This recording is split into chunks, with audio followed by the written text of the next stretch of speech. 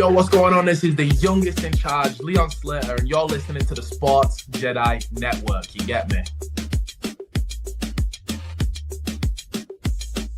You're watching Jedi Sports Network with Kev.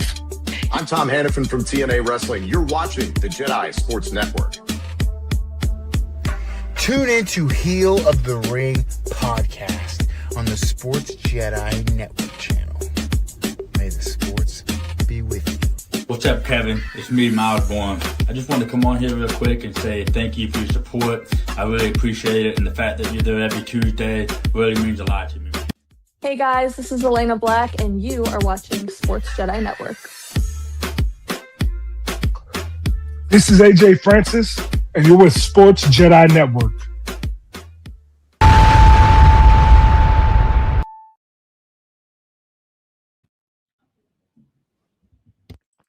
Afternoon, everyone. Welcome to the Sports Jedi Media, Sports Jedi Network. It is our Saturday show, the Sports Jedi Weekly Wrestling Report. We got our guys with the Sports Jedis. Got a lot to talk about here with the week of professional wrestling. Then we come each and every Saturday on here on the channel. We talk about all the companies, no tribalism, even though sometimes we give a little bit of constructive criticism. Some people dislike it, some people don't. But hey, beauty is the eye of the beholder. I'm your host, the founder, BX Sports Jedi Kev. I'm never alone. I'm always with my Jedis around me, the one and only PGH Chris. Buenas tardes. Happy afternoon. Good evening, everybody. I am ready. Yes, I wasn't here last week, so I'm ready to talk about the entire week of wrestling. Finally got to watch it and digest it and really, think about this week of wrestling after a week of just watching it to watch it. So happy to be back with you guys to really talk about some interesting stuff this week, to say the least. And of course, the other Jedi with the powerful truth, the hard-hitting truth, the Haas Knucklebrew. Good afternoon. Good afternoon, everyone. You know what time it is. It's time for your weekend wellness check. Have you washed your ass today? Have you moved your body today? And if you did all of that, I hope you made you some money today. I'm going to let you in on some little inside baseball, people. The Hoss is on his own weight loss journey, and I am down 26 pounds.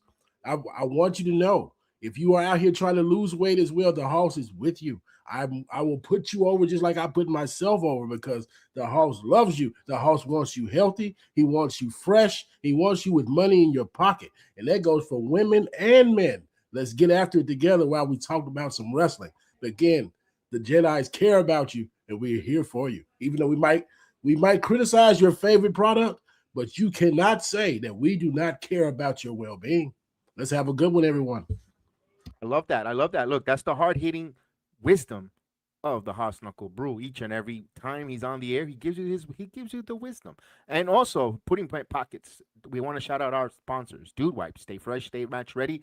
Dude Wipes on the Sports Jedi Network. If you see our video description, you get a promo code for 20% off on all your Dude Wipe products. Hey, the leaves are going to be falling soon, and so will be the dumps. So Dumpkin Spice season is returning. So shout out to Dude Wipes. Of course, those leaves will be coming, and of course, you'll be saving some 20% off. Of course, buy also G Fuel Energy. Fuel your stream. Fuel your life. Fuel the new season of football coming up. And you're going to want to go to G Fuel Energy to get your energy drinks. To promo code PGH Chris 20, because our fantasy draft, you need that G Fuel Energy to find out where you're going to draft your favorite player. So we want to give you that. We want to shout out G Fuel Energy as well as Blackout Coffee. Maybe you're staying up late and you need some energy because you don't know if you're going to pick a running back as your first pick or your quarterback or which defense you want. So make sure you go to blackoutcoffee.com, use promo code SportsJedi20, and save on all the Blackout Coffee products to save you energy and give you that delicious taste. Stand up, wake up, never back down. So, gentlemen, I have Chris back here from Parts Unknown vacation, and I'm glad to hear him. I want to start off with something that, it's got the internet going crazy, guys, and someone that we see a lot is the Man Dragon. Ilya Dragunov announced that he's no longer part of the WWE, and the IWC went into a titsy pits. They got their panties in the bunch. They got wedgies. They got all up their crotches. And I asked this question: is it a big loss? Good riddance? Or damn, did they WWE fumbled? I want to go right to Chris. No, the WWE did not fumble. I could not care less about Ilya Dragunov. I'm not a big fan of Ilya, but I will say this, because me and Hoss talked a little bit about this on Wednesday night during our show, so I think somebody said it in the chat. And I said he's overrated. I wouldn't want him in AEW. But when people are saying he's released because these analytics, I mean, was he on TV enough to really get people, at a big group of data to show how many people are turning the show off when he's there or not? I don't know. I think the reason why he left the company is a little bit weird, but the fact is, it does not bother me one bit, and it shouldn't bother you. Ever since he no-sold for Brock, his career has gone down. He has not really been on SmackDown. He's had a few matches here and there. What's Ilya Dragunov going to do for you besides have these quote-unquote 5-star matches? This is WWE's version of the 5-star match guy. People love his move sets. I think, like Kev says, he can't sell for shit. And he can't sell for shit. And Kev can tell you more about that because he's actually watched him since when he was in NXT. I have not. I like his intensity, but it looks phony to me. Ilya Dragunov, to me, has always been overrated, and I don't think it's a fumble. And I really don't know why people do think this is, because what was he going to do? Have a United States title run? Maybe have a match against Gunther like everyone wanted to see? What was he going to do that was going to interest you guys after that? The answer is nothing, gentlemen. Nothing. All right. I'm going to go over to Haas. I know, Haas, your opinion. Was this a fumble or was this good riddance? Two things can be true about Ilya Dragunov. The booking did not help him. I will give the internet that. He was not booked greatly. But another thing that can go right with this is, this man was not over when he had a chance. I'm young enough to remember when he had a U.S. title reign. He had an open challenge for I think it was like 6 to 8 weeks. He was putting on these quote unquote bangers, and I want to say about 3 or 4 of them was with Carmelo Hayes. They were good matches. Will you be talking about these matches 10 years from now? More than likely you won't. But they were good TV matches. But I want the wrestling community to take this notice right now. You are not getting over with bangers. That's not getting you over with WWE front office. Can you sell merch? Can you give a promo where people be like they're waiting on you with bated breath? Did he do that? Who was walking around WWE premises with a Mad Dragon t-shirt? Someone remind me. I never saw one. We see fans in hard cams every week. Never saw a Mad Dragon t-shirt. When you got an Ilya Dragunov on the microphone, do you remember anything that he said other than the pain will entertain? Anyone remember that? Anyone? No. Crickets. So I just want people to realize good wrestling is a dime a dozen. Almost everybody in that company, in AEW, in TNA, these people can wrestle. In-ring ability is the most overrated ability in this space. But when people get on their internet and they click their fingers and be like, they fumbled because I loved him on SmackDown 8 weeks ago. No one cares, bro. If he's not on TV every week doing a backstage segment, or you're waiting for his promos to go off, they do not care about you. That's point blank, period. I wish him the best wherever he goes. I saw Killer Cross came out with a tweet saying he gonna cut his hair if he comes to MLW, because it's gonna be a very violent and fierce match. That might be a great place for him, MLW or MLP, because everybody's talking about they just already have him signed to AEW. Honestly, I would wish something better for him, because he might get a 2-week run like a la Tommaso Ciampa at AEW, then he's forgotten. He's up there getting beat by the likes of Ace Austin. He's getting beat by one of the Guns. He's getting beat by Danny Garcia, Wheeler Yuta. Is that what you want for him? Because he's going to be booked badly again. He's just going to be a good hand on AEW because the owner is a mark. WWE, they're marks for themselves. They're not marks for the individual wrestlers. But this was not a fumble by the WWE. They will not lose any sleep over Ilya Dragunov. They will be like, oh man, he's doing numbers at AEW for that pissant company, in the words of Triple H. He won't be saying any of that. So I wish him the best, but the WWE will survive. They will be just fine without Ilya Dragunov on their television. Because guess what? They're making another Ilya Dragunov as we speak in the ID program. Well said. Look, listen. Ilya Dragunov, from his inception into the WWE, from his tryouts, guy's always been injured. He's even his tryouts some head injuries. In NXT, injury after injury after injury. He tore his ACL. He gets hurt. Oh, his style of wrestling is so intense. Bro, there's a time and place for those matches. I've seen him up close and personal many times in NXT in that performance center. When he doesn't sell. Like, really? That's your moveset? After you got hit with these fucking banger of a move with this for these wrestlers, you're 5'8" without a haircut. You're 5'8", and when you get a Baron Corbin doing some moves on you or Dijak and you don't sell? Really? I've said this many times when he got to the main roster, and I told that if you recall, Chris, he'll be great on Collision. I was joking, and look, it got there. I saw him leaving the company. I saw that. He don't fit.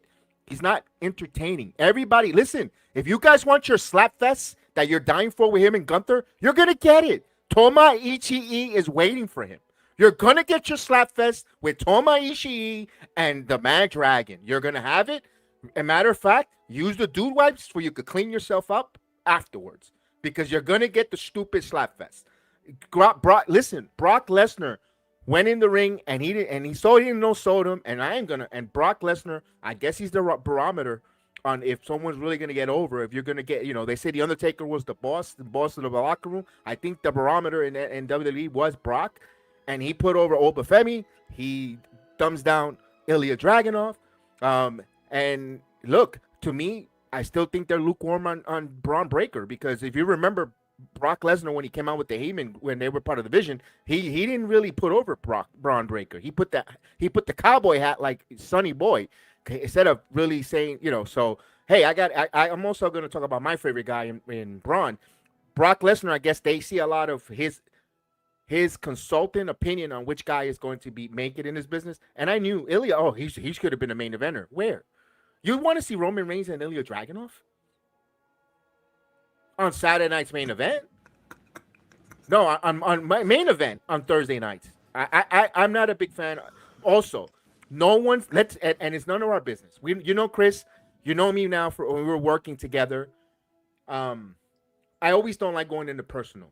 But whatever they do outside of the business, I don't give a shit. I want you to entertain me and skate me from professional wrestling. But there's got to be something, and it goes also for Miles Bourne. I'm gonna also, but Ilya left his wife and family for Jin Tali, the girl from LFG. Don't know why. Don't know what the reason. I don't give a shit. But how does that look?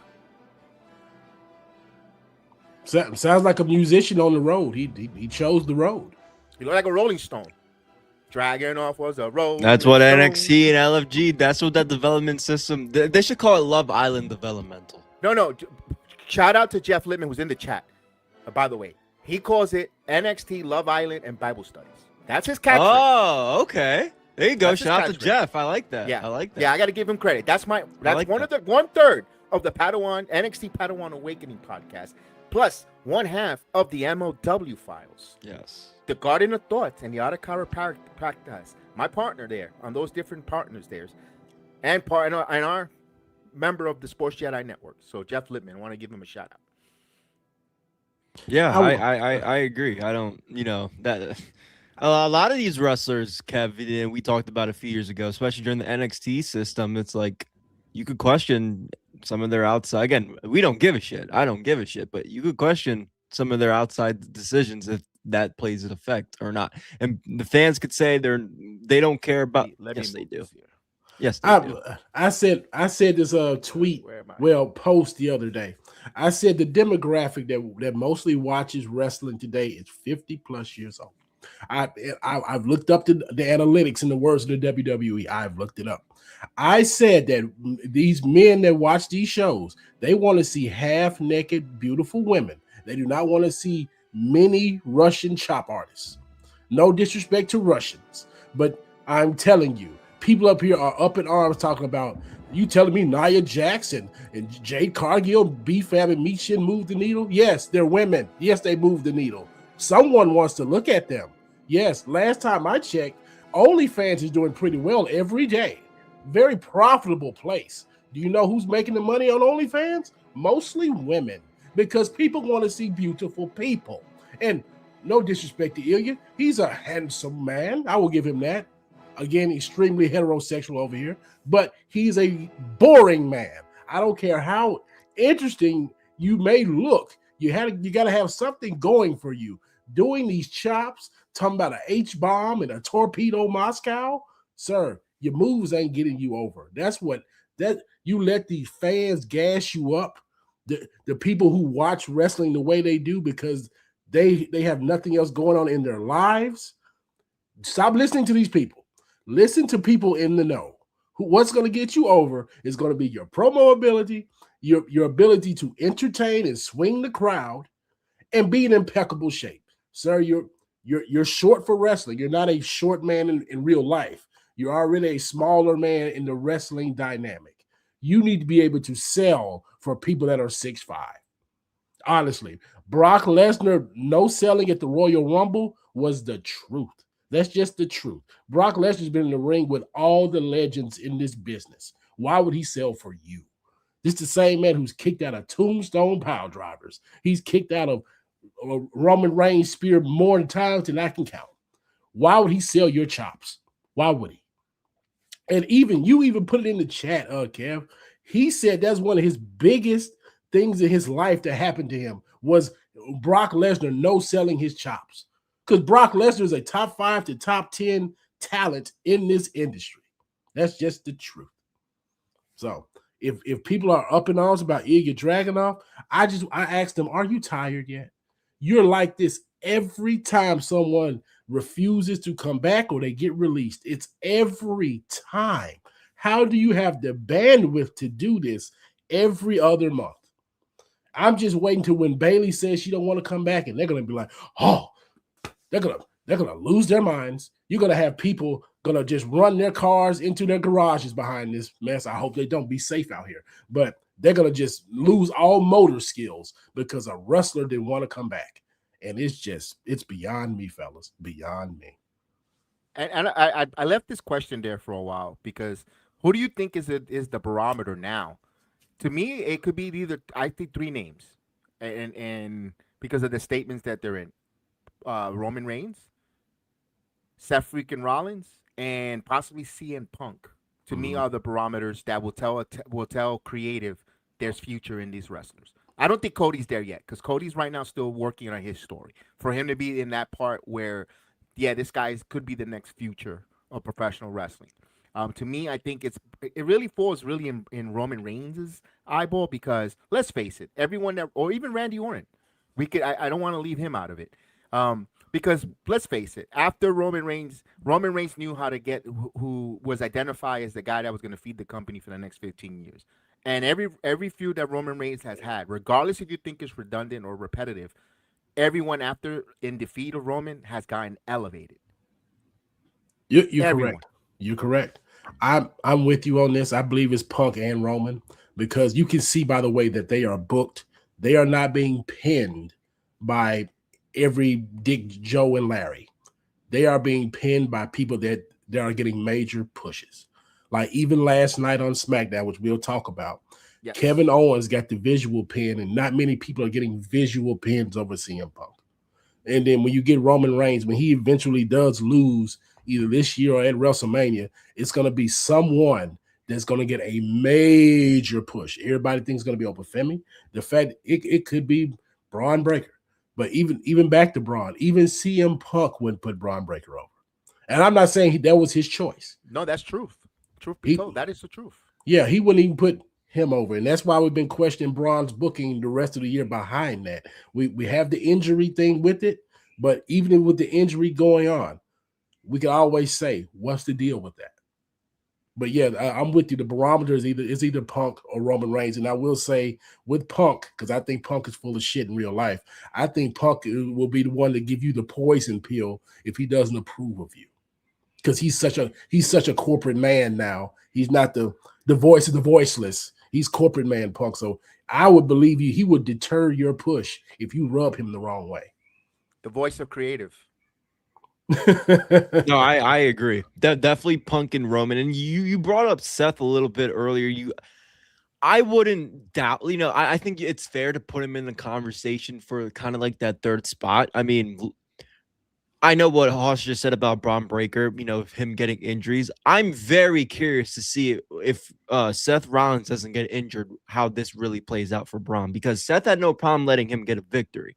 They had their little thing coming back and forth after Seth came back. So I think Seth Rollins could be a fair, third person for there. Obviously, it's Punk and Roman, but I truly, not that I truly believe that like Braun Breaker would be this world champion and Paul Heyman's number one man right now, but I do wonder if Seth hasn't gotten hurt, does the division take a back seat like it has right now? And does Braun Breaker feel more important after that? That's because right now he doesn't. Austin Theory feels more legit than he does right now. I can see. I can understand. This is coming from an uber massive Braun Breaker fan. Right now, I'm waiting and seeing. I'm keeping an open mind, but I'm not feeling so. It doesn't feel kosher to me the way Braun is being presented. On Monday Night Raw, he's got that matchup with Obafemi in Atlanta, where he thinks Paul Heyman is on his side on Monday Night Raw. You saw that where he comes out, they're gonna set up a match. Paul Heyman playing defense, saying, "Well, if you touch him, your match is out." That was pretty small, wise voice of opinion there from the wise man.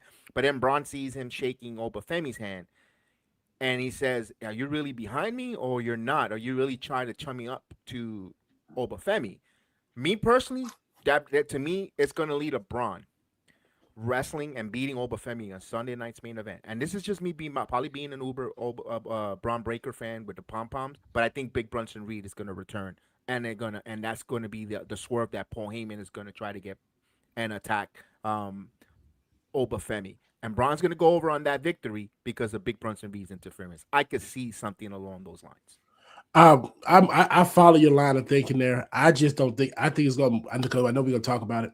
I think it's going to be a screwy finish. I don't think anyone gets pinned. I think it's just going to be a DQ. I could see Obafemi probably being destroyed at Sunday night's main event and being written off television for like a week or two, just to give the division a little more gravitas and make Braun look stronger before it, because it's going to be a Bronson Reed and Obafemi feud, and then Obafemi comes back. You know how we do it. They come back, in the words of Triple H, is what we do. We're gonna beat you up in a brawl, then we're gonna bring you back a week or two later. Is what we do. Yeah. But yeah, I don't think either one gets pinned there. I just don't see it. I could see the fuck finish instead of having a clear victory for Braun over Oba. It will give more of a sympathy angle for the babyface, but I can see that as well. Chris, your thoughts on that? No, I think you guys are right on the money. I could, if especially if Oba gets written off for a few weeks, I wouldn't mind it, because you can have Braun go out there and, this guy beat Brock Lesnar, huh? He can even shove it in Paul Heyman's face. Like, this is who your guy thinks is the next big guy we'll meet. We just took him out, yada yada. Some way, somehow, like, let's say Paul Heyman does want to line himself with Oba. They could tease like they're gonna beat up Paul Heyman. He's never been afraid to get hit or take that, and then boom, Obafemi comes out. You could do something like that if Paul Heyman were to go with Obafemi, which I kind of hope doesn't, because Oba's an uber baby face, and I think Paul works great with the heel. So, but I think you guys are both right. That's why I think Paul Heyman double crosses Obafemi. Like, not because he's really not friendly with him. He showed them respect. Right. But then but it doesn't mean that he's aligned with Obafemi. He respects him, but then he wants to, now he's a heel. I'm gonna have you drop your guard, and now I'm gonna bring Big Brunson Reed. And boom. I'm gonna say this. Does this intrigue you? Because we heard some nuggets. We're going to jump a little bit between Raw and SmackDown, and it's going to be WWE centric. We heard some nuggets from the American Nightmare. Could we see a group, Paul Heyman's group, a new one? I know everyone's like, oh, what has he appointment? But just bear with me. Let me show the math. Paul Heyman with Cody Rhodes, Braun Breaker, Big Brunson Reed, and maybe a fourth one, because they kind of were talking about kind of reforming like a 4 horsemen type of Cody Rhodes faction. Does that work here? And we're getting close to War Games Survivor Series. Will that intrigue us as a mega heel group? Not at all. I can, me personally, the way Cody Rhodes has been booked, I cannot see him having lackeys. And I know that's a nasty term in wrestling these days. I just can't find anyone that falls in line with Cody Rhodes and gets elevated behind it. I just don't see it. He's going to be sitting up here giving these long-winded promos. We're going to have Braun Breaker sitting in the back. You're going to have Bronson Reed sitting in the back. I mean, it's going to be worse than the vision what they thought with Seth Rollins. Because fair enough. Even with Seth Rollins, he was in the Triple H position because they want to try to do an Evolution 2.0 type deal. With Cody Rhodes, it's just not going to elevate those youngsters. It's just going to be holding them back again. And the next thing you know how Cody is protected. You're going to have Bronson Reed taking pins for him. You're going to have Braun Breaker taking pins for him. If you want to do that type of faction, you need guys that can actually not get diminished with pins. So give me a Ricky Saints or there's the fourth guy, or Royce Keys, someone that's work that needs a little elevation that Cody Rhodes won't destroy.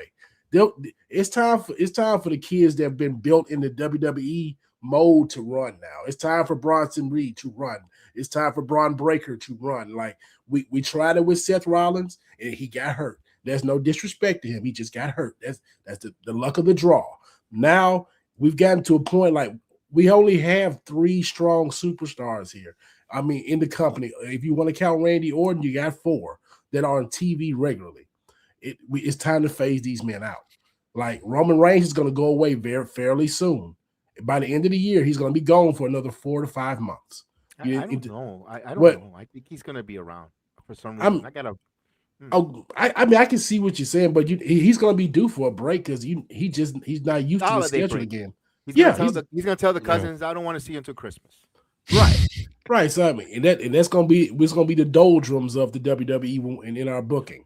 You sure? Because they got the John Cena tournament. You're not excited? John Cena promoter? Sir, the way that he lined that out, I mean, if that means that Mason Rook is going to be on main roster television, I don't want to see it. I don't care to see it. I mean, you could put that where the speed title is back and just have it on NXT.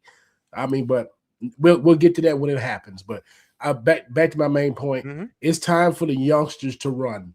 Like we have to get to a point where they are in main events or at least B tier PLEs, so we can get used to it. That's all. Ooh, that'll be an awesome there, Aaron. Royce Keys, Braun Breaker, Obafemi, and Keanu Carver. But Keanu Carver's not there yet. But man, when that happens, talk about some beefy men there. Holy shit! Pause. Oh, damn. On that one there. Hey, but I want to get this to Chris, and I also gonna hear your thoughts. Any legs or tracks in the way Cody Rhodes yesterday said this is not a prediction; it's a spoiler. That's a Paul Heyman reference. Yeah. That's why I bring that up, Chris. I mean, I don't blame you. It would definitely look. I like Cody Rhodes as a heel. I've seen a lot of it on the Indies, and Kev, since day one, I've said I want Cody Rhodes as a heel. That's the only way I would be interested in this WWE version of Cody Rhodes, right? But I don't think he can do it alone. And what would, just like Roman, and I'm not saying this is nowhere close to shaking up the landscape of pro wrestling, especially in the WWE, like it was when we saw Paul Heyman and Roman Reigns go off the screen together backstage, 5 years plus ago. But this could definitely be something interesting. I think Cody could be interesting if he has that Paul Heyman by his side. I think it's a long shot of it actually happening, but yeah, I mean, when he says shit like that, it definitely gives it legs for, us to talk about it and see kind of where it goes, leading into the new year, because WrestleMania is not going to, just where it's located, right? People aren't going to be as invested or on any of that. If you give him good shit and good television leading up to that WrestleMania next year, I think it could change a few people's minds. So I don't think it's going to happen right away, right now, but if say he's in the War Games or something like that, I think there could be some good clues to end this year going in next year that could possibly make that, come to life finally. My whole thing is, whenever this day comes, it's the biggest hypothetical in WWE. Whenever Cody Rhodes does go heel, you got to make him more relatable when it happens.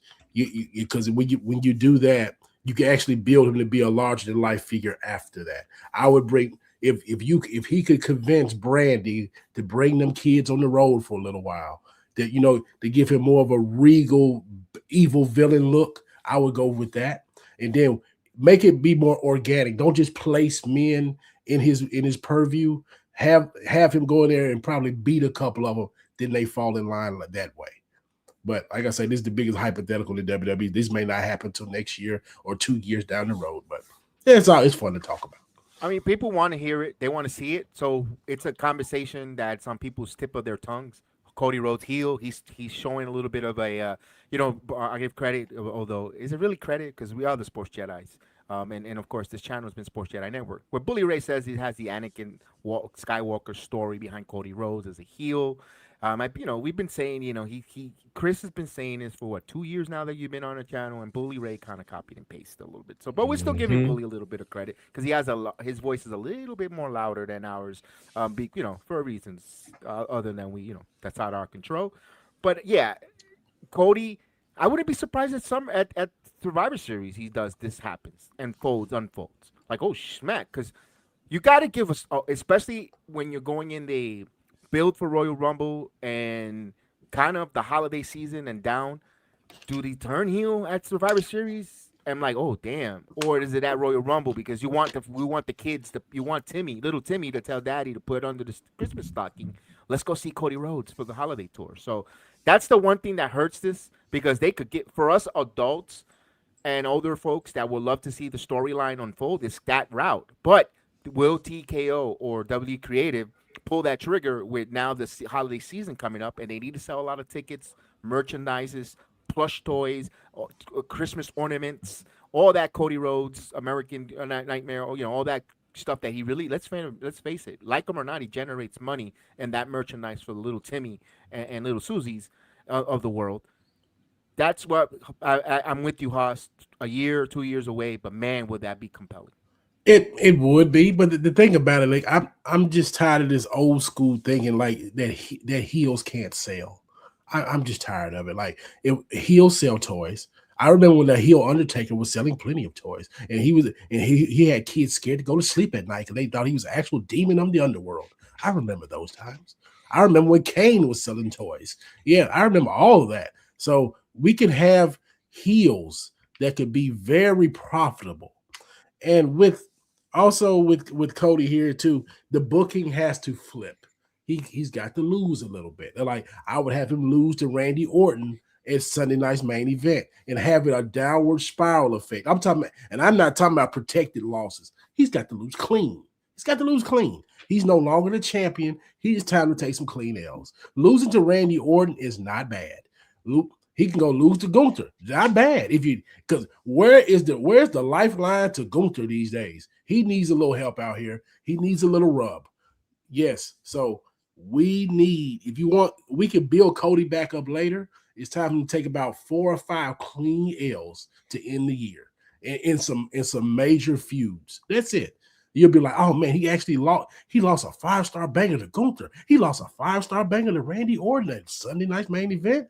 Oh man, What are they doing with? Are they burying Cody Rhodes? These are the type of questions we want in the IWC. Like they love to say someone's getting buried every week. If Cody Rhodes take a few clean L's in a row, and you got people actually saying this discourse, you could shift it on his head with the heel turn, and we're off and running for 2027. I like what you're talking about. Yeah, he could. What you're saying. If he does that, like if he goes into this losing streak and just say we already know he's won the Royal Rumble twice. What if he wins it again in a heel form? And you'll be like, okay, I could go with this here. I can see where this is going. And it'd be fresh. Speaking of where is it going, we saw on Friday Night SmackDown last night where Randy Orton comes out, Cody Rhodes. They want to tear each other apart. Where General Manager Nick Aldis is putting the law down. Like, hey, you respect. You guys don't touch. You're never going to challenge for the world title tonight until Sunday night's main event in Atlanta in Cody's hometown. Another wrestler that's getting a hometown match. We'll get into SmackDown, all the different wrestlers in Atlanta, but I love the fact that there's no physicality. It's only a couple of weeks away, but they're the promos. They're hopefully with the general manager getting involved, putting the stipulation and all that. They're going to build the proper way that lackluster WrestleMania 43 build was. I'm happy. Was it 42 or 42? The one that just happened. I lose track of the numbers. The WrestleMania with Pat McAfee doesn't need it. Hopefully now in the next few weeks, they build it correctly, guys. Chris, I agree. I agree. I think this is they can keep doing this, and maybe we can keep getting this feud and matches, a little bit more down the road. Or they could, we can get this at Sunday night's main event, pause it, have some things between. I'm happy they're giving this more legs, and I'm happy they're kind of redoing this thing because, again, the Pat McAfee situation kind of left a bad taste in a lot of people's mouths, especially the ones that want to see this feud from, especially my time, my age, when Legacy was around. I mean, I remember them when they were around, when I was a kid. So I definitely want to see the match. Nobody needs to get involved. And I think they don't want to admit it, but they know they fucked up at WrestleMania. And I hope they make it up to him by doing this correctly. The no touching stipulation is going to work because it's gonna make people want the physicality even more, because we have seen the same stairwell chair shot scene. We've seen it twice already with these same two men. It's getting stale. That's why they don't want. It seems like they don't know how to write up physicality to keep it fresh with these two men in particular. For some reason, they always got to go to that stairwell to the execution spot with the chair. They default to that. So I can stomach the 2 weeks of not touching each other, because it's just going to give you something to like. Okay, when you finally do see the Cody cutters and the RKOs and the disaster kicks, you're gonna be fine. You're gonna love to see it. So I have no problem with that. And it just gives it more drama. Like let your acting chops. Let's see them. Like we love seeing crazy Randy Orton fly off the handle. Like, oh man, I can't touch you. Or Cody Rhodes, he's like, I want to beat you. Like I can't. Let's see the real acting chops come out of these two main cogs of this machine that we watch. Yeah, I like it. And I know he says you need some blood in this match. If they don't give me blood in the match, I'm not gonna be bothered with it, because the last time they wrestled at WrestleMania, Cody got hit with that punk kick that was a big live shiner. round. Big and shiner. He had a shiner and he was cut. So if they don't have blood here, I'm not gonna scream to the heavens. They had it at WrestleMania 42. That this past year. If they don't have blood, I'm not be like, oh, that was not good. It should have been. Yeah, it's a blood feud. I understand that, but I think this is first of many. If the very first, because if let's say this is a reset, we're gonna say it's a reset. It's the very first match of the reset, and you have blood. Where you go from there? You can't. Even if they go to the steel cage and they do no blood because they bleed in the first match, or this match of the reset, because I think this is gonna be a series. This is not going to be just one match, one off. They're going to fight. They're probably going to fight a Money in the Bank. It's going to continue, and maybe that's where we get a blow off, where Hell in the Cell type of deal or something along the lines there and so forth to advance the story or whatever the case is. I don't want to see blood in this match in Atlanta, Georgia. I just want to, or unless if they break a stipulation. I don't. What about you guys? I would love the stipulation last man standing.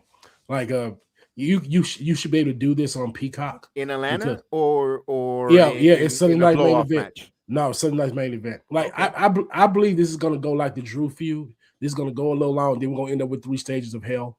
I believe we're gonna end up with that because they're gonna really want this Randy Cody feud to be very substantial.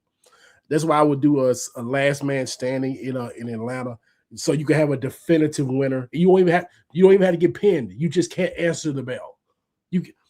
He got beat up so bad he couldn't come up for the 10 count. That would you be have to have blood there, Hoss. I mean, you don't even have to have blood. You just have to have ultimate physicality. I'm talking about going through tables. Oh, you ain't even have to have bloodshed. You can have a fireball like we had Aleister Black and Damian Priest for all I care. Bring the ambulance out. But you just need to know who is the higher man at this point because a pinfall could be sneaky. We could get this great match and we end up with a schoolboy.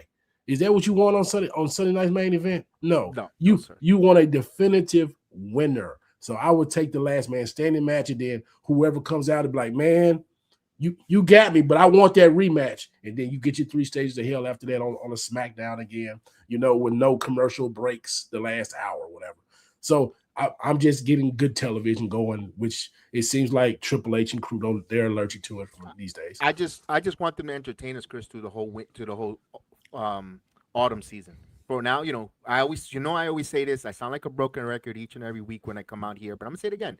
You're getting to the season where the weather's going to change. You're going to be more indoors. You're not going to be in no more beach, no more going out, unless if you're in Florida. But still, people still watch. Everyone in the Northeast and the cold is starting to get cold. You got to get compelling television for the fall.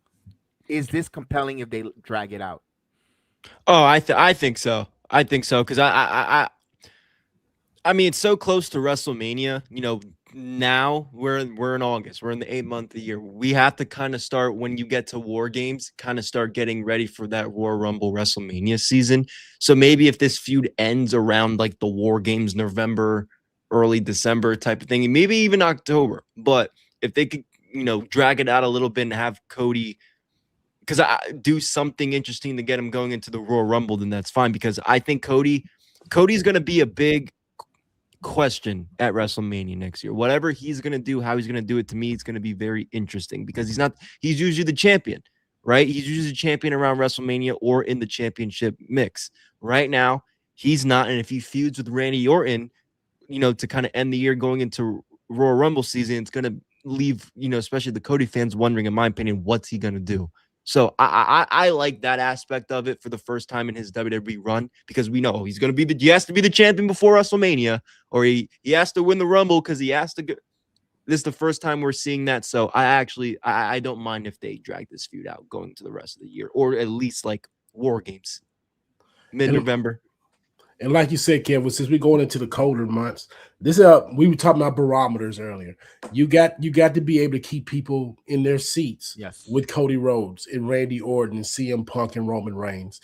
These are the people that you have. They're carrying your television, so they must be in interesting feuds because we're going to get to a point. CM Punk is in jeopardy very soon. Like people are going to get, even though they love Punk.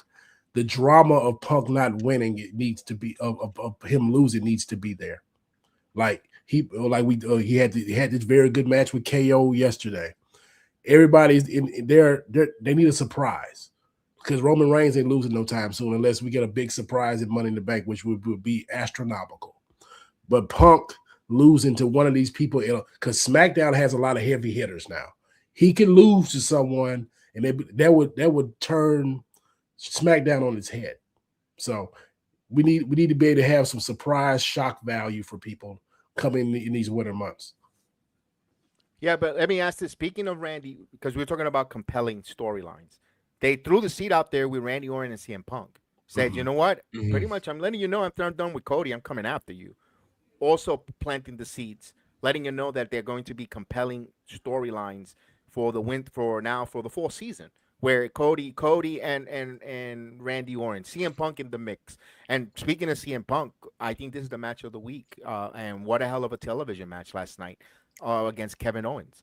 I mean, predictable, but the way they got to the predictability, all right, it was a little very predictable because we knew there was going to be an F finish.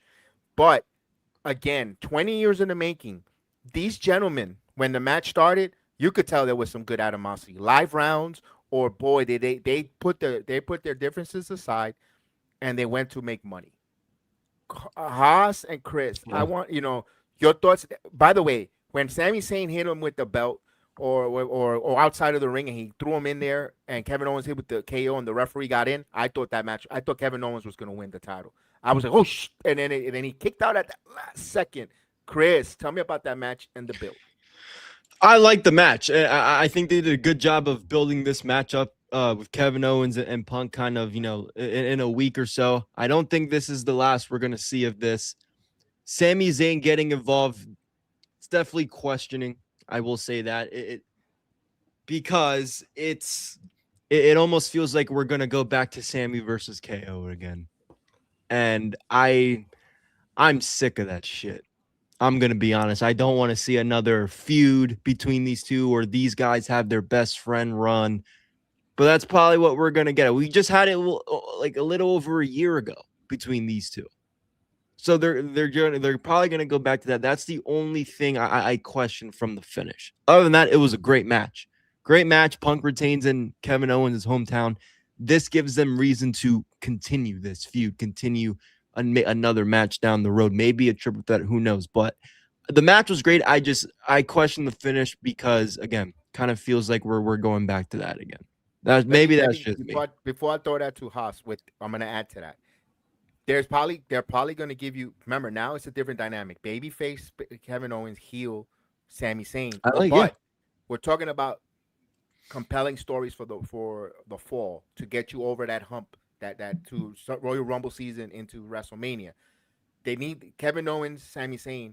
They want to introduce it in a different dynamic to maybe new eyeballs and giving you something fresh perspective.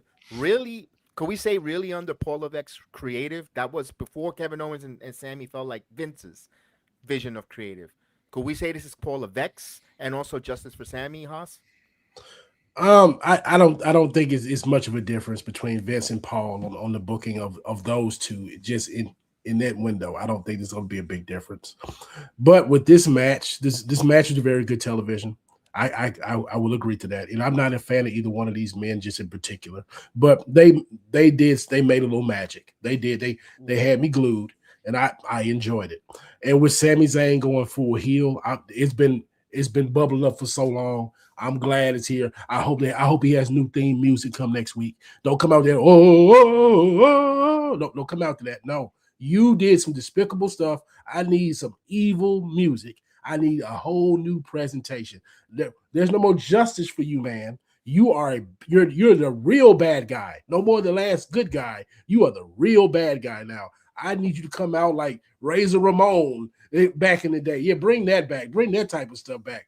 But he ain't got that type of swag. But that's a whole different story.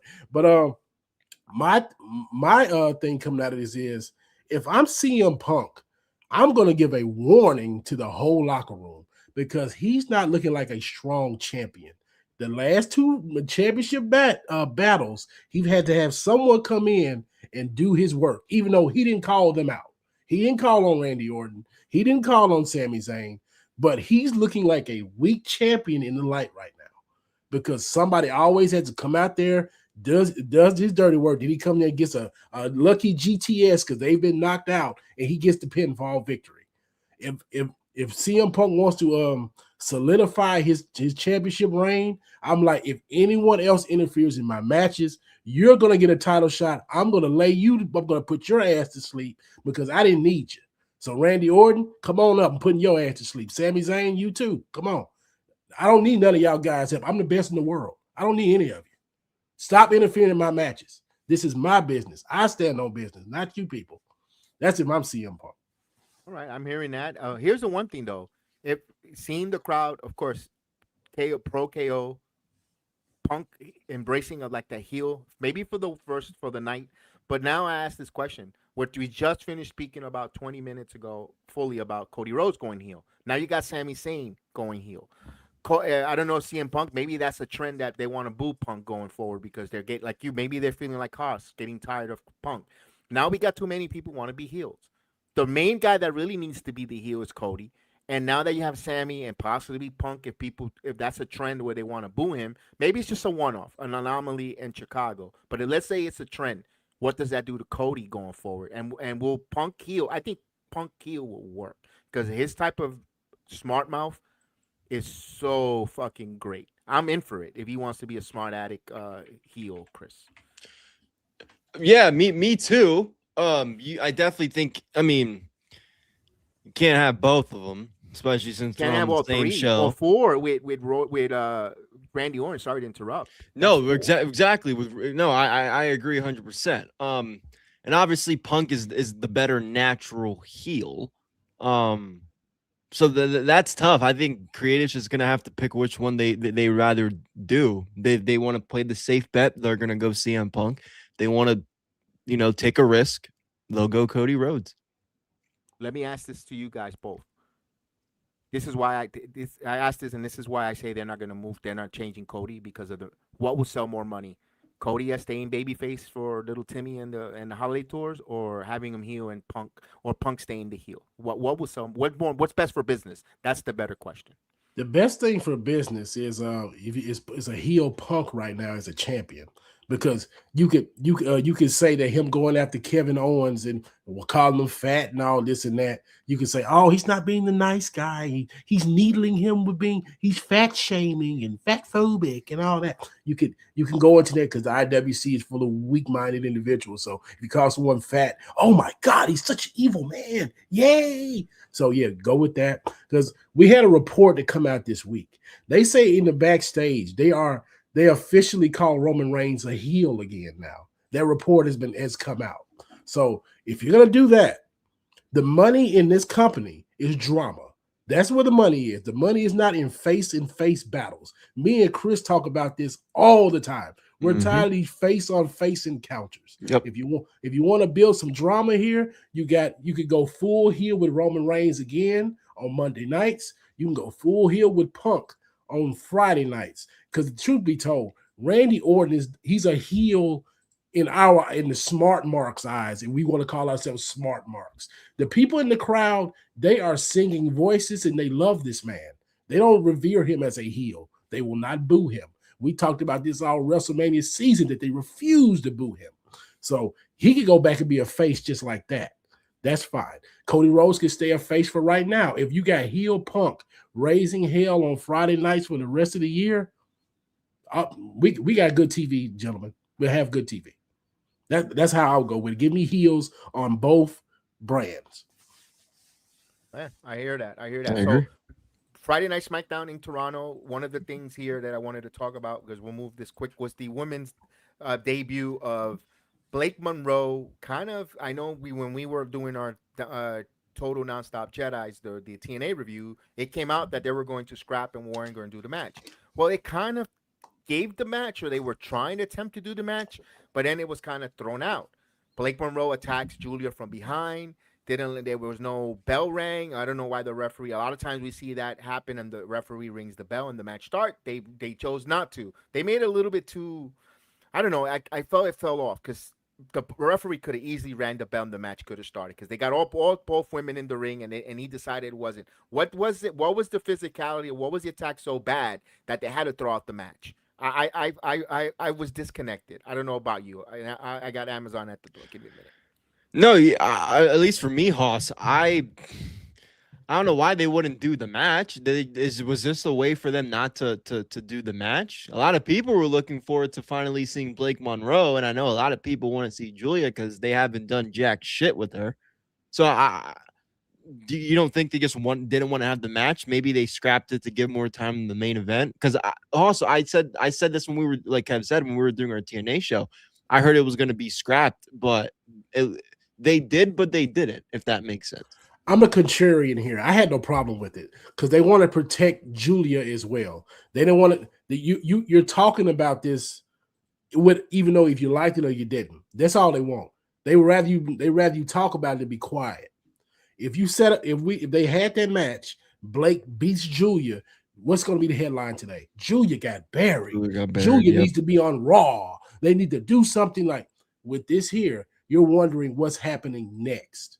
And that's what you want if you're the WWE. You want to keep that ball rolling because you want to make it seem like Julia still has some momentum and that Blake has not shown her cards yet.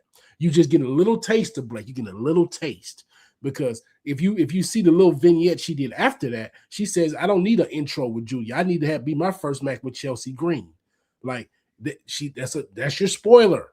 They're letting you know, like, this is our soft launch of Blake Monroe. She's a big deal.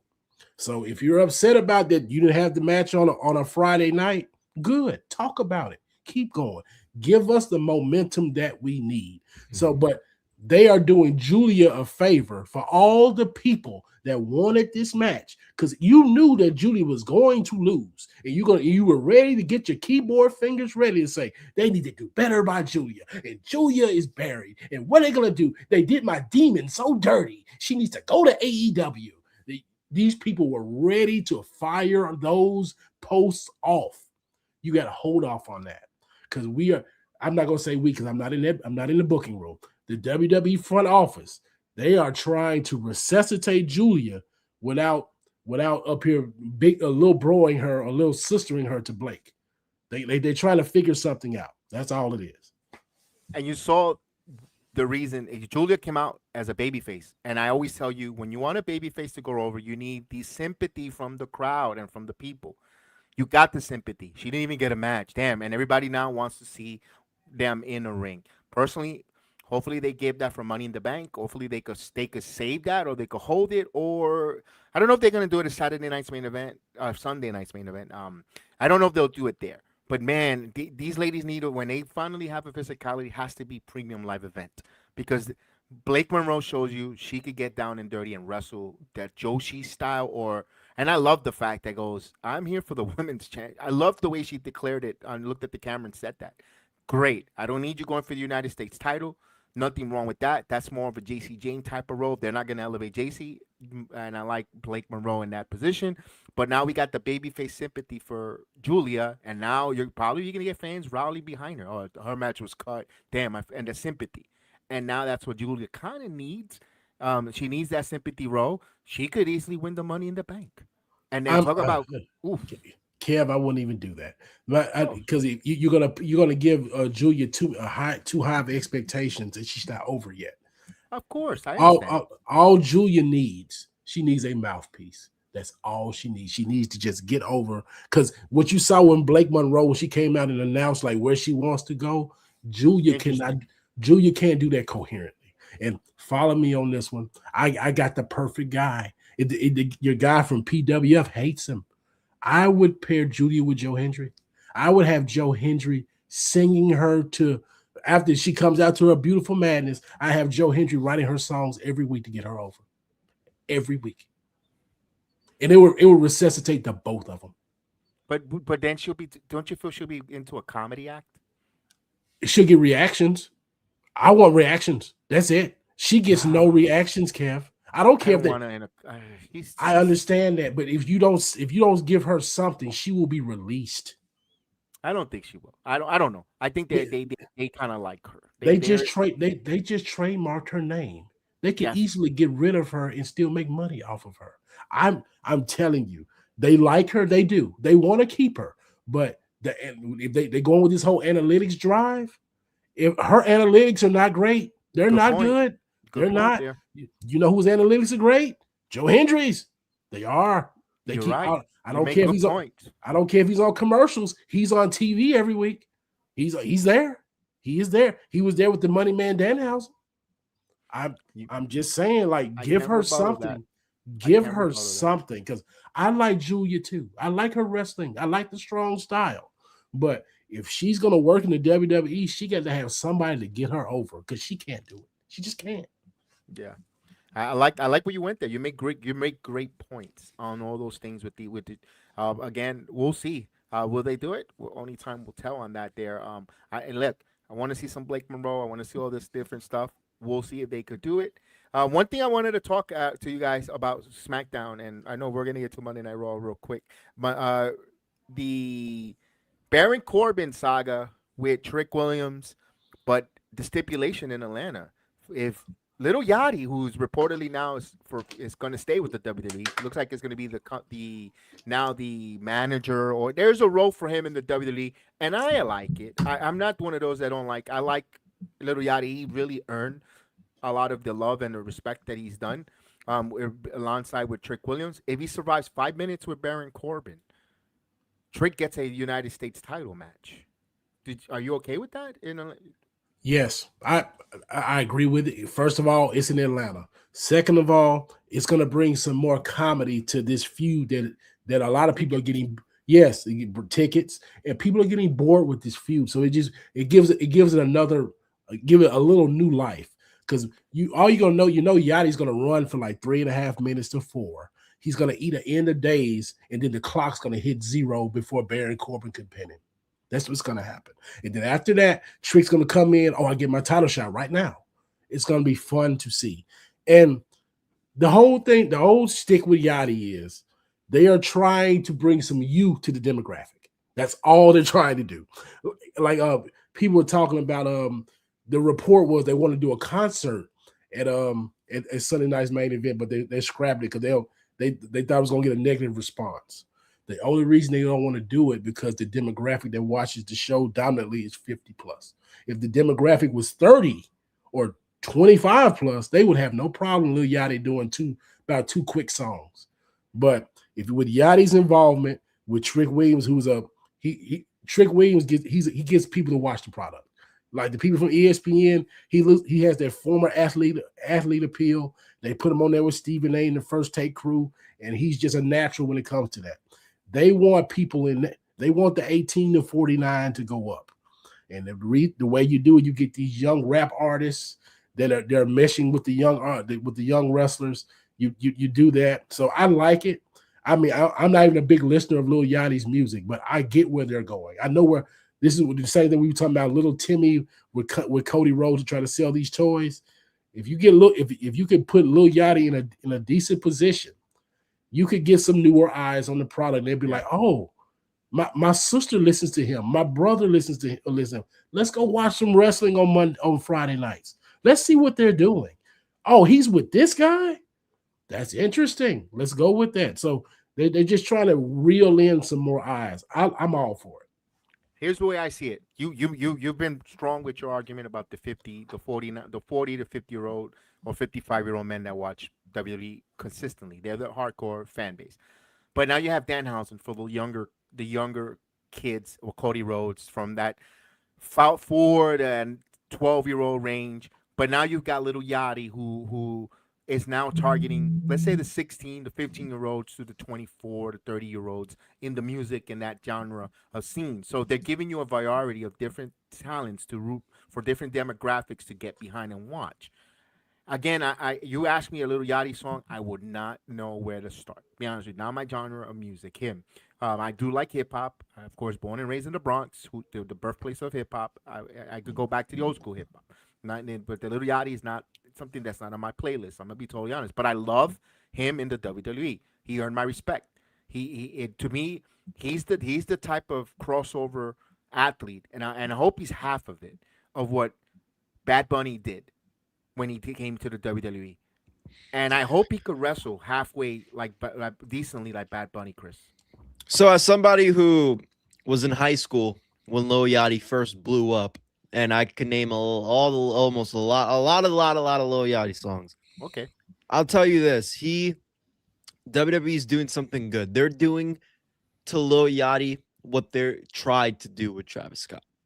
Now, Travis Scott and Lil Yachty, they're not on the same reach, but they are in a sense. They're both very, very big in the same genre. Obviously, Travis Scott's a little bit of a bigger star, but Lil Yachty appears to, like you said, the 16 to the 30-year-olds. Those are the big, key peak audiences of Lil Yachty, I should say. No, nobody over 35 listens to Lil Yachty. So I like what they're doing. And I've said this, he hasn't overstayed his welcome. I liked what he's been doing with Trick as somebody that's not big into the celebrities, especially the ones of recent, the last year and a half. Because he's with Trick Williams. And Trick Williams also kind of appears to that set 16, 30-year-old audience. So they're both, them together, they're appearing to the same audiences. And Lil Yachty fucks with wrestling. Actually, I like it. I actually like it. It's not gonna, I think it's gonna be a 5-minute match, dude. It's not even gonna be anything long. I see it being 5 minutes just to get to the point. Like Haas tells me on Wednesdays when I say the show Dynamite sucked, it got the job done. That's what this match is going to do. It's going to get the job done to further Corbin and Trick. I think Yachty's just going to be in there to, you know, not help Trick, but like be that manager that's like, all right, you got to go through me now. And then he gets his ass kicked. I don't know, something, but I like it.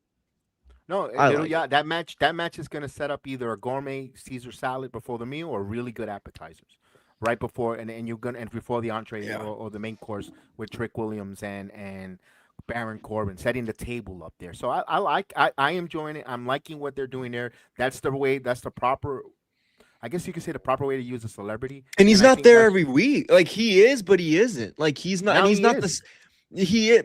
Well, I didn't watch SmackDown the week I was at the beach, so I don't know if he was there or not on SmackDown. But what do I say? He's not overstaying his welcome. Like I will keep using that phrase, and I might sound repetitive, but I will keep using that phrase when we talk about Lil Yachty and WWE, because he's not being the center of attention of the storyline like people were upset about with Jelly Roll.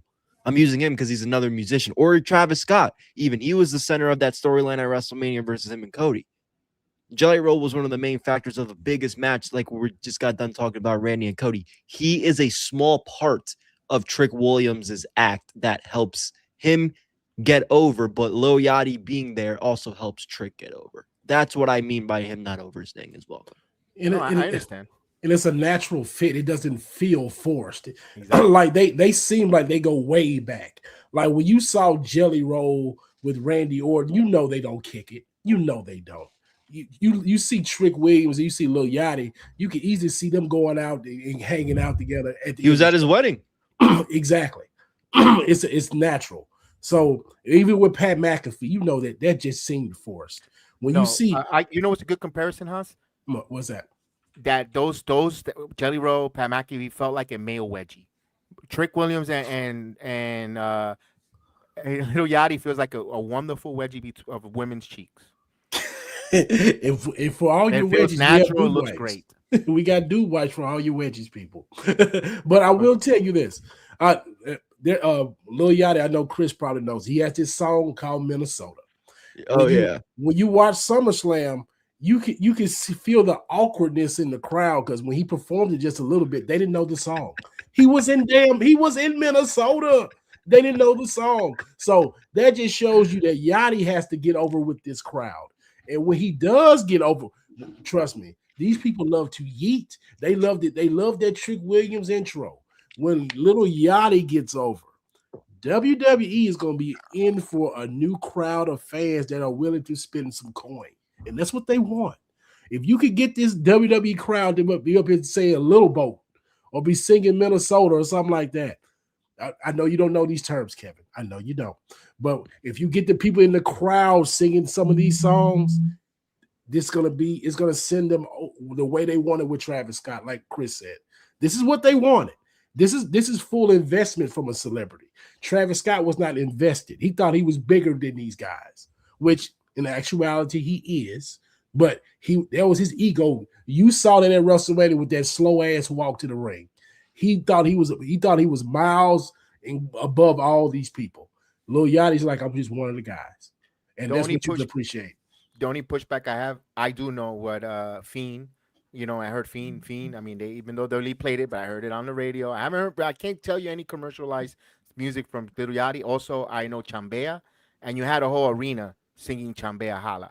So when I hear that, when I compare it to Bunny, I understand they were in Puerto Rico. Okay, but people know Bunny. They'll sing his song. I don't see anyone. I don't know if they get the arena. Maybe in Atlanta. I'm hoping. I'm not trying to be a Debbie Downer. I'm hoping in Atlanta they could sing some words for a little. Well, that's Yachty's hometown.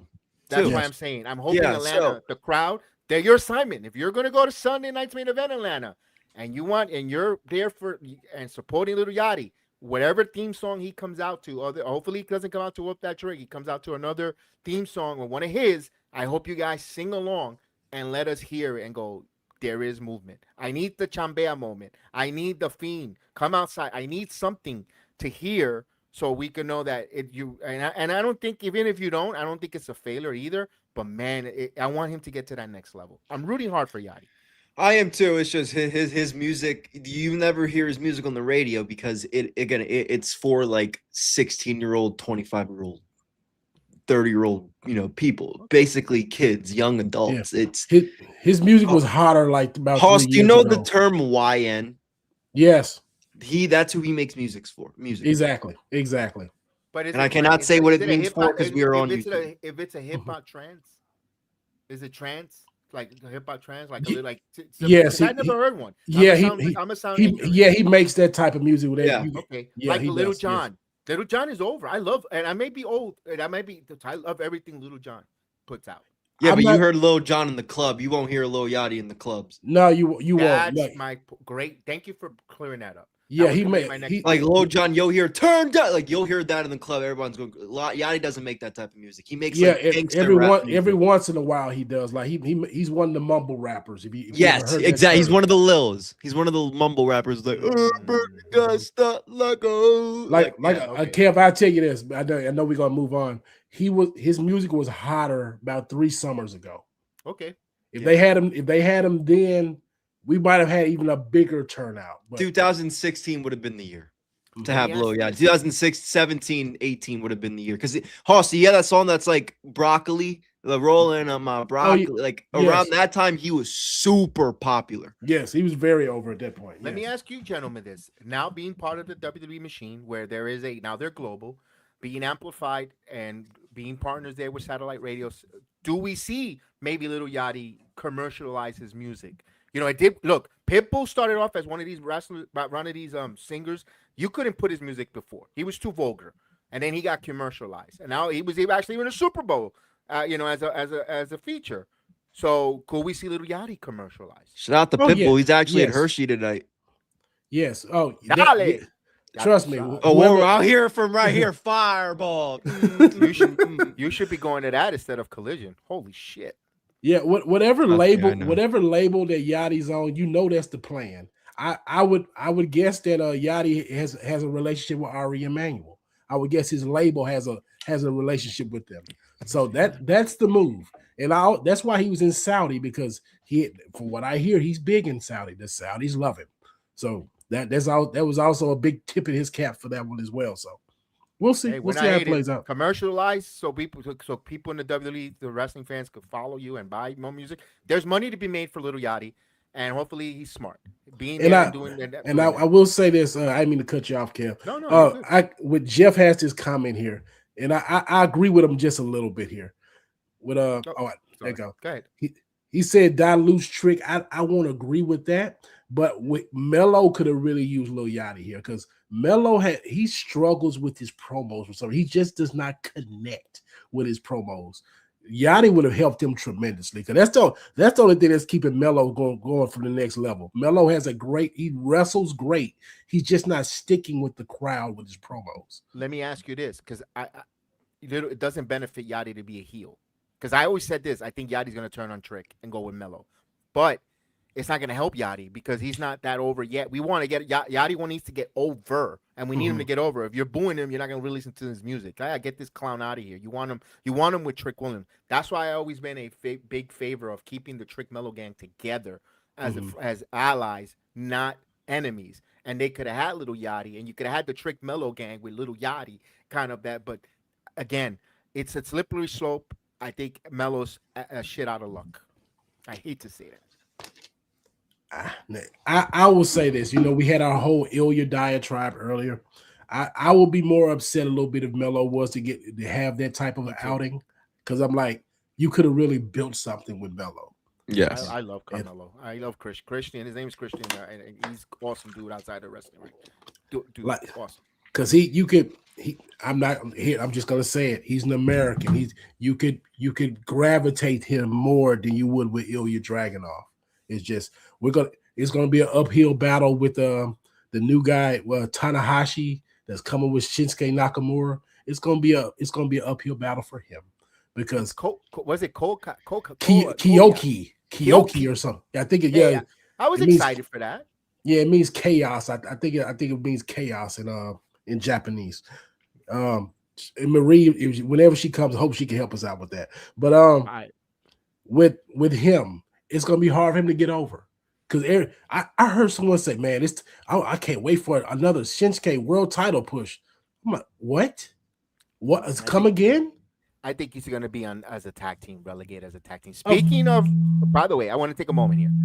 Speaking of Marie Shadows, please do check out her tape studies. She's breaking down everything from AJ Styles versus Marcus Matthews, her tape study breakdown on her Substack. The link is in the video description. Please go and support part of our friend, part of our network here, Marie Shadows. I'm going to speak it into existence. And please do support anything you can on that Substack. She breaks down not just that match. There's a lot of film study here.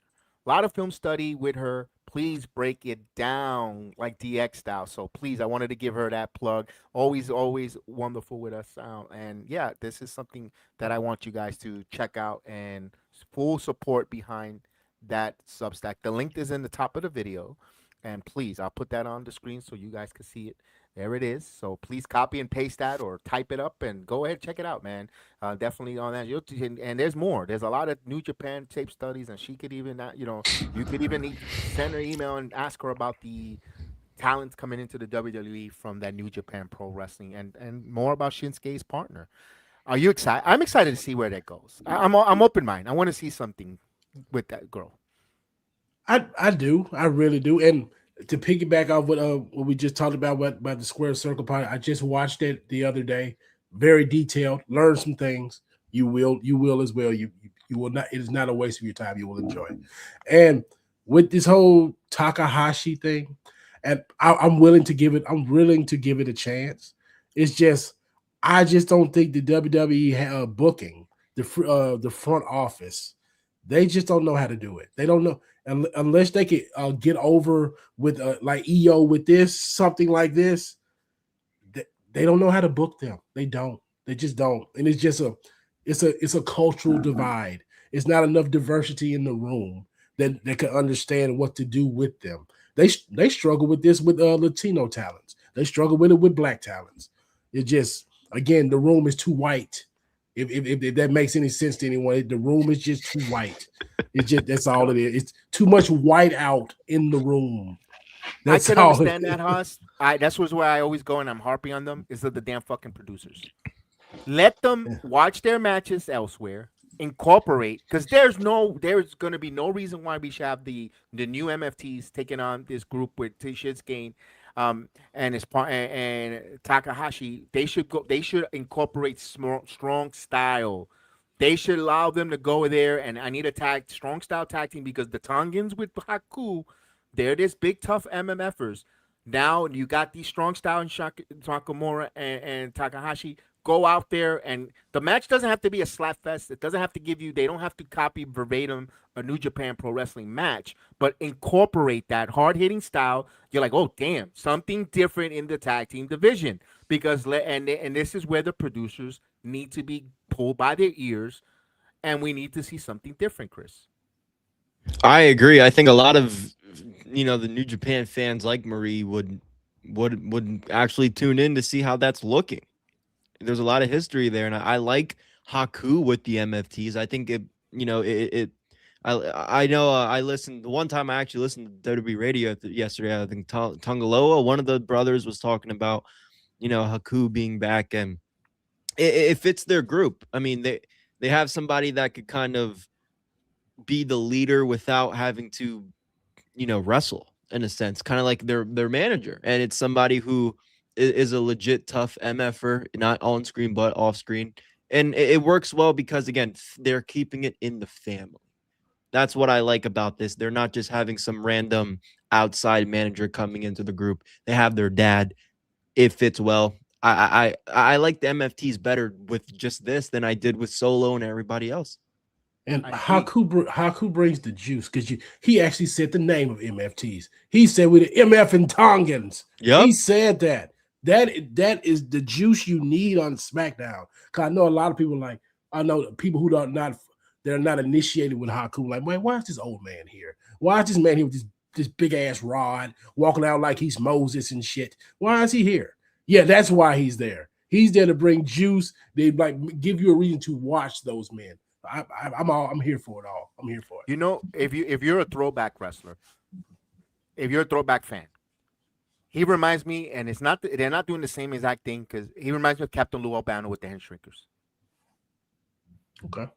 He reminds me of a throwback to Captain Lou. Captain Lou, wherever tag team he had, felt like that, and that's what it feels like Haku. Although Captain was a little over the top character, he was a little more crazy. He was doing all this crazy stuff, but it gives me those kind of vibes.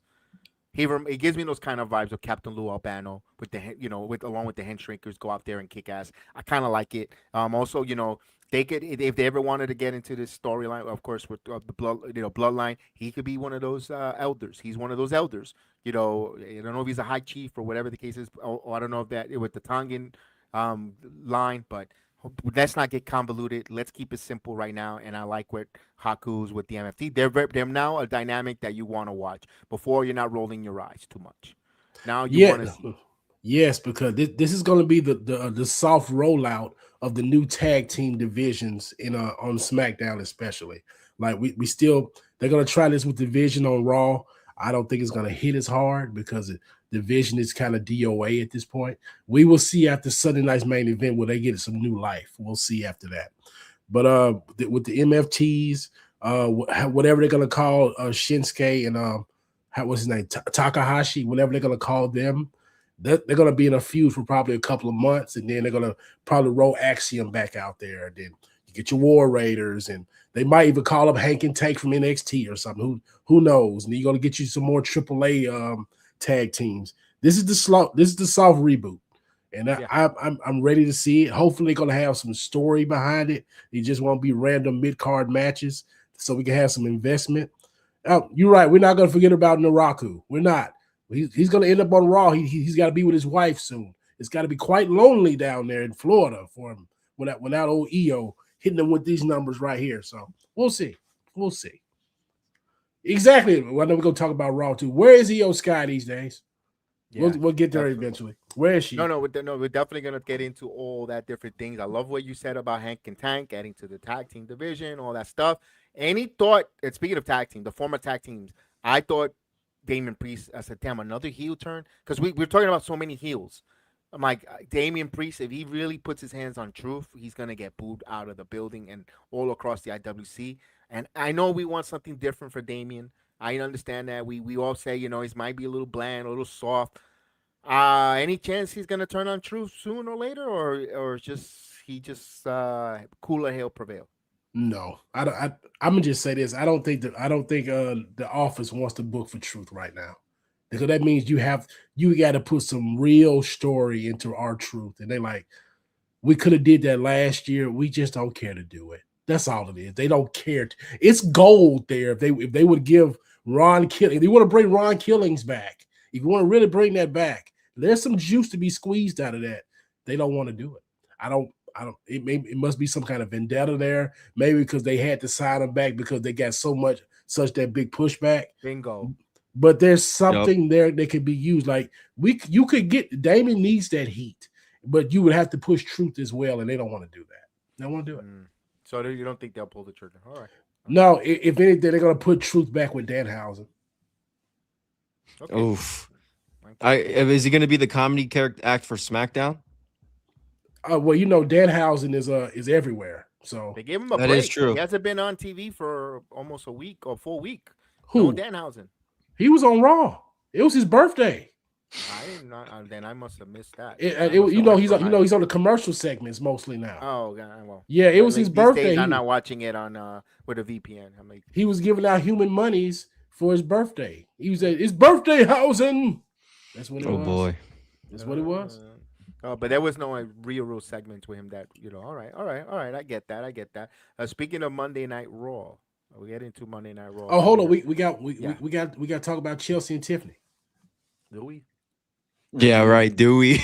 I mean, this is one of the bigger stories on SmackDown. Now we had this big hubbub last week because she had one of the big segments of the night. All I'm gonna say is because I wasn't here when you guys talked about it. Gunther telling Matt Cardona, "Wow, straight out of Kate." I was sitting at the like on my TV at the beach crying because I actually watched the segment live. I was crying, laughing. That was hilarious. Oh, look at that! All the way from catering. That shit had me. Oh, I just wanted to throw that out there. That was hilarious.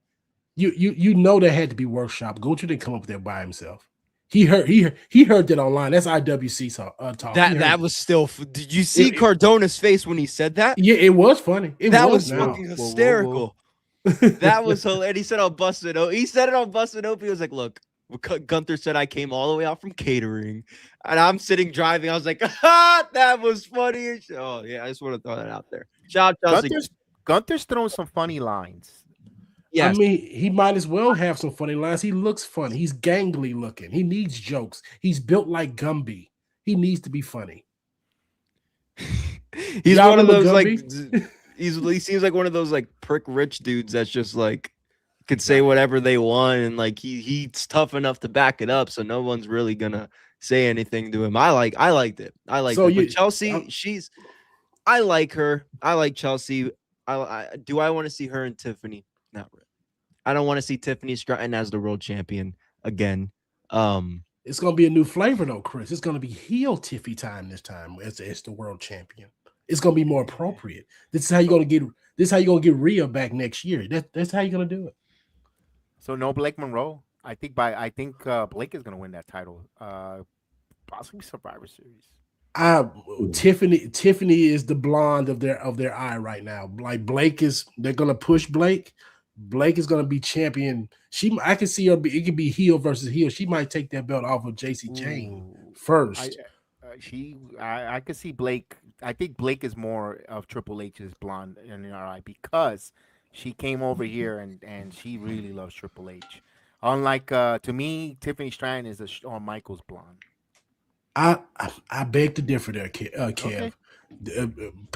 Paul pushed Tiffany to the moon and kept her on the moon for a long time. Just truth be told, like she's had the longest women's title reign in recent memory. She had that title for a year. They could have easily took it off of her. She beat Jade about 3 times before she gave that belt away. Beat Nia Jax a couple times. Like they really love Tiffany Stratton. They really do. So I know Blake, she's the new toy, but Tiffany ain't going away no time soon. She got a lot of pull back there. I believe she's going to get this belt off of Chelsea probably at Money in the Bank, and she's going to hold it to Rhea's healthy. That's going to be the heel that Rhea saves us from when she probably wins the Royal Rumble or whatever. Well, I just hope Blake Monroe's the heel that takes it from Rhea Ripley. Now that's probably what's going. Which I wanted JC Jane, but I kind of feel Blake has a little bit over cachet, a little more aura than JC. Unfortunately, I gotta admit, as much as I mean, the glamour's a better character. I mean, JC, she's what we call a try-hard. She tries very hard. She does her job. She's overachiever, if you want to call it that. She really overachieves. Blake has that natural actress to her. That's why her character hits harder. I think with JC, whatever they give her, she elevates regardless if you like it or not. That's not her fault if creator put it there. I think JC's one of those that you underestimate her, but when she put whatever role they give her, she just elevates it to another level. And you can't deny her aura and her impact that she has on the roster regardless. That's the way I see JC.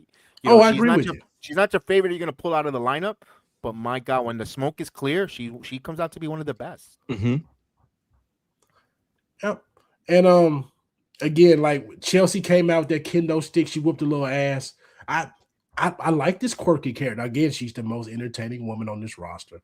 Like even when she's not wrestling in ring, she's the most interesting woman here. And that's what I'm talking about. Like the in-ring stuff is overrated. Are you good on television? Chelsea Green is a natural on television. She keeps you glued. Speaking a little bit odd, or like you mentioned, how do you like Jade Cargill's eyebrow color? That was terrible. Jade Cargill can do no wrong in my eyes. No, she can't. But those eyebrow colors, holy shit! I mean that you're gonna get the whole experience with the baddies. It's just some things are gonna hit, some things aren't. You're gonna be like, damn, they look good though. Regardless, you're just gonna see it. Yeah, it just rubs you off. Nothing. No, any concerns of that video surfacing of her mishap of the Jaded with Charlotte Flair? Look, it's a house show. Yes.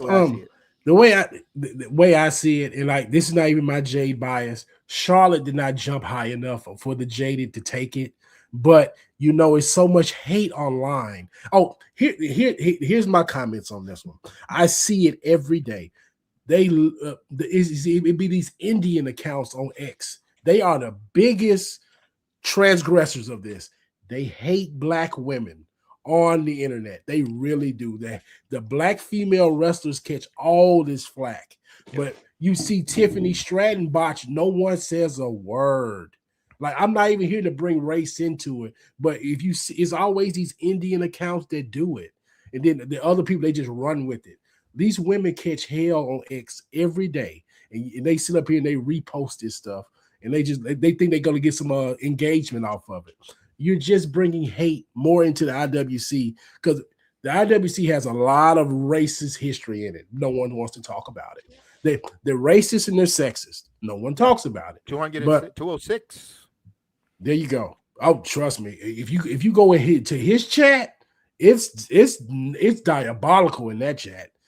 I trust me. I saw a little bit of yesterday. They're the best of the best of the best. Yeah, all you see is Lash Legend slander, and she had a good match yesterday. But that's neither here nor there. Big victory too, a big important victory. Yes, but we got to stop doing it. But people botch, it happens. But it depends on like what are you showing this video for? You're just doing it for engagement to try to embarrass somebody that you don't like. Bingo. Because Charlotte Flair. She didn't look good in that video either, but everybody comes at Jade because they go with the narrative Jade can't wrestle. Jade has improved. The booking is bad for Jade because who wants Jade Cargill wrestling for 20 minutes? Not me. Tony Khan knew this. He knew what to do with her. Goldberg squash matches. That's what you do. Everybody is not built to be wrestling these 20, 30-minute classics. Hell, the ones who are in them Charlotte Flair don't need to be wrestling for 20 plus minutes. She don't. Bianca Belair, if she comes back, hopefully she does. She don't need to be wrestling that long either. Naomi, and they're good wrestlers. All you're gonna do is take the crowd out of it. That's all you're doing. You give us like 5 to 12-minute matches with these women, and I promise you that they will get over more so than have them wrestling like these men. But that's a whole different discussion. No. I'm gonna say this is a little bit of a hot take. Ever since she returned back from the ACL, when Charlotte Flair, to me, her in ring is boring. She looks stiff. She looks chumba. You know how they have the chumba casino, and for us in the Latin culture, chumba means like a stiff, like she ass back. She feels chumba. Every time she wrestles, all she does is the stupid chops and this and that. The lateral selection is okay, and it just to me, I don't like her style. I liked when before the injury, she was more flexible. She looks talk about Gumby. She feels Gumby-ish.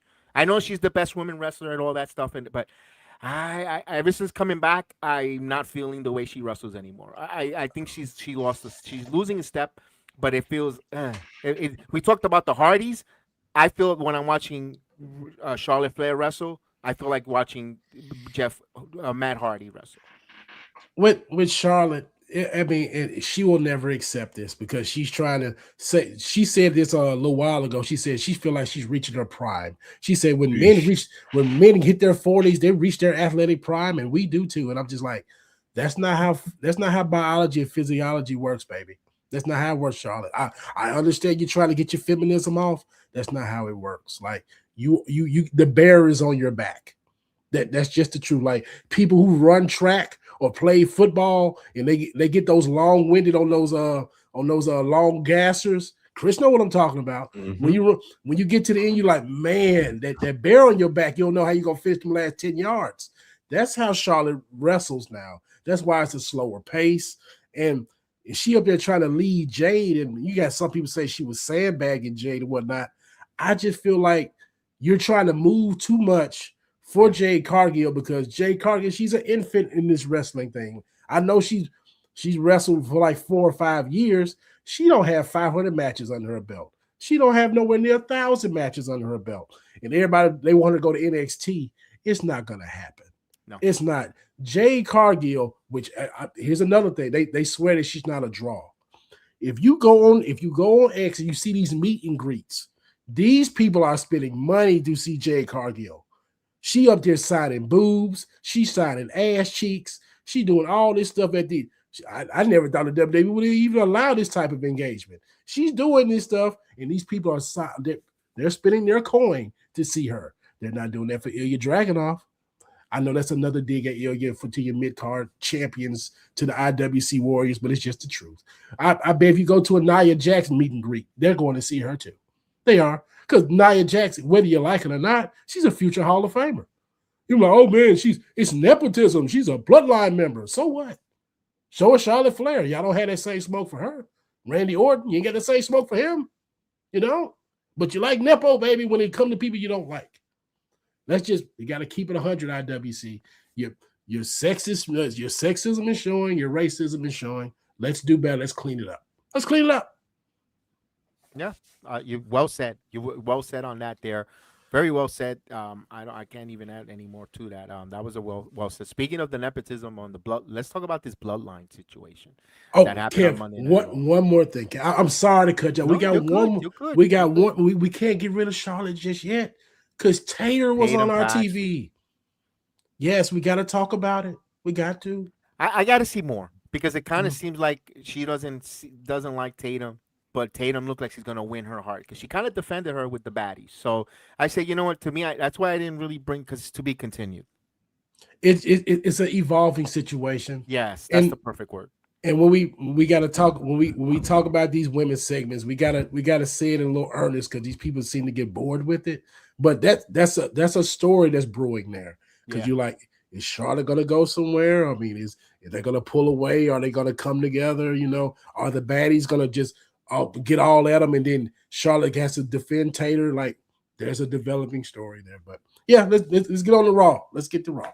No. Let me ask this: do you think they do something with Axiom and Nathan Frazier? I think they will dethrone the AAA tag team champions. They're going to revamp the tag team titles, I think, but I see a AAA run because they kind of fit that style for AAA, and to see them in the AAA system to get TV time.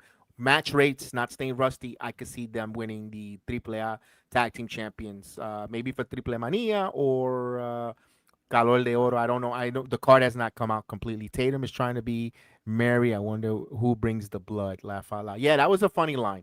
You know, that was a funny line with the Mary and Tatum being that naive until she gets a heartbroken or something, then she's going to turn heel. You know, and it's going to justify her heel run when either Charlotte breaks her heart or Alexa. I kind of feel Alexi is getting pushed a little bit back, or she's kind of like, I don't know. It's good for Tatum because she's overshining the two ladies.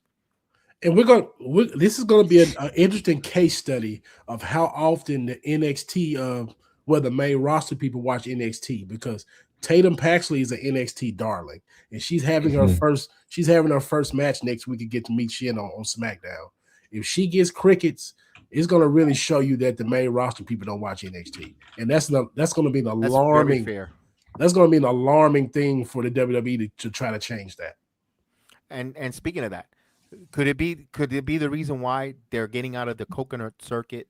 And they're now doing house shows like we saw last weekend. They were in Pennsylvania, in your neck of the woods, I believe, Chris, where CM Punk made his appearance. Also, you know, they're now doing outside of Florida, and they're taking the NXT to maybe now garner more folks to start watching them and get invested. Where you might sprinkle in a CM Punk on a Saturday because that show looked fun.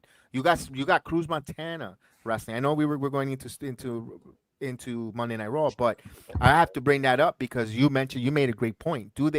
Maybe that's why they're doing that. I will say this. If you noticed that crowd last night in Toronto, they want that feeling back here in America.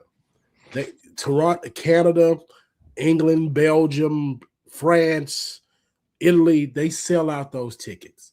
And that same thing is not going on here in America. They need to shift that back. I know that it could be just a hyper capitalism with the high prices and whatnot, and the product not being hot enough to warrant these high prices. Trust me, I get it. I understand. But if you just see that raucous crowd, that 15,000 sell out in Toronto, and they're struggling to sell out Tulsa, Oklahoma, they got to shift some type of way. They got to do some type of shift there, because you cannot have these other countries outshowing the home market, and they're doing it consistently. Like, this has been multi-years now. When they go on these European tours, these people are loud, they are thirsty, hungry for wrestling, and you hear them, you let them know it. And we come back to Oklahoma City, and people trying to sing the Roman Reigns, and they're off key. They don't seem as enthused, and that's a problem here. Like, they got to fix the home base, and that's a TKO problem. All right, we'll see how that goes there. Definitely. Speaking of that, Roman Reigns, the whole saga, with Roman, LA Knight, Solo Sikoa, Jacob Fatu, the closing of the Monday Night Raw. I want to go over you to Chris. Chris, Yes. Seeing Solo Sikoa not falling in line when he says, "I'm sorry to LA Knight," I thought he was really going to spike him. Then he turned. And then Jacob Fatu, hey, everybody's mad with him. Roman wanted to belittle him and say, "Stay in your corner, stay in your lane." He did, literally. That's exactly what he did. So Roman Reigns can't. What next one? When they go to Monday Night Raw this Monday, I don't want Roman Reigns, to try to punish Jacob in some type of way, because he literally did what Roman asked him and get out of his way. But I like that Solo's by himself, because I think, he was this enforcer, and Kev can allude to that more because he watched a lot of the NXT 2.0 era when Solo was there. But all he needed to do was show some character, some personality, and Solo has become slowly in the last few weeks one of the more entertaining, wrestlers on Monday Night Raw. It's smart for him to kind of branch out on his own. He's proven that, with the segments he's had with his brothers. The pew pew is pretty over as well. So I like how he's not just this enforcer where he just stands there, doesn't say a fucking word. Kind of, if you remember when he was with the MFTs in that one segment on Monday Night Raw where him and Jacob come down, he's like, "I got tickets." That's kind of when I slowly started to say, okay, if they let Solo just do a little bit more, he could really be something, Hoss. And I think they're finally letting Solo do a little bit more. And he's, again, slowly became one of the more entertaining wrestlers in the last few weeks, especially on Raw. Yeah, I love this segment. And I will say this is just Roman Reigns, his vision coming to the light.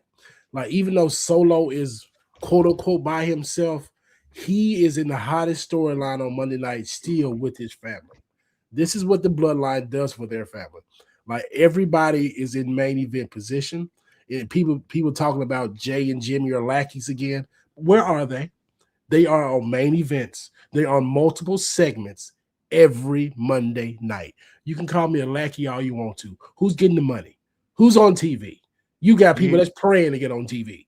But you'll be like, "Oh man, Jey Uso needs to be better. He's supposed to be equals with Roman Reigns." They are equally on television. That's what this is about. So this segment, it hit very hard.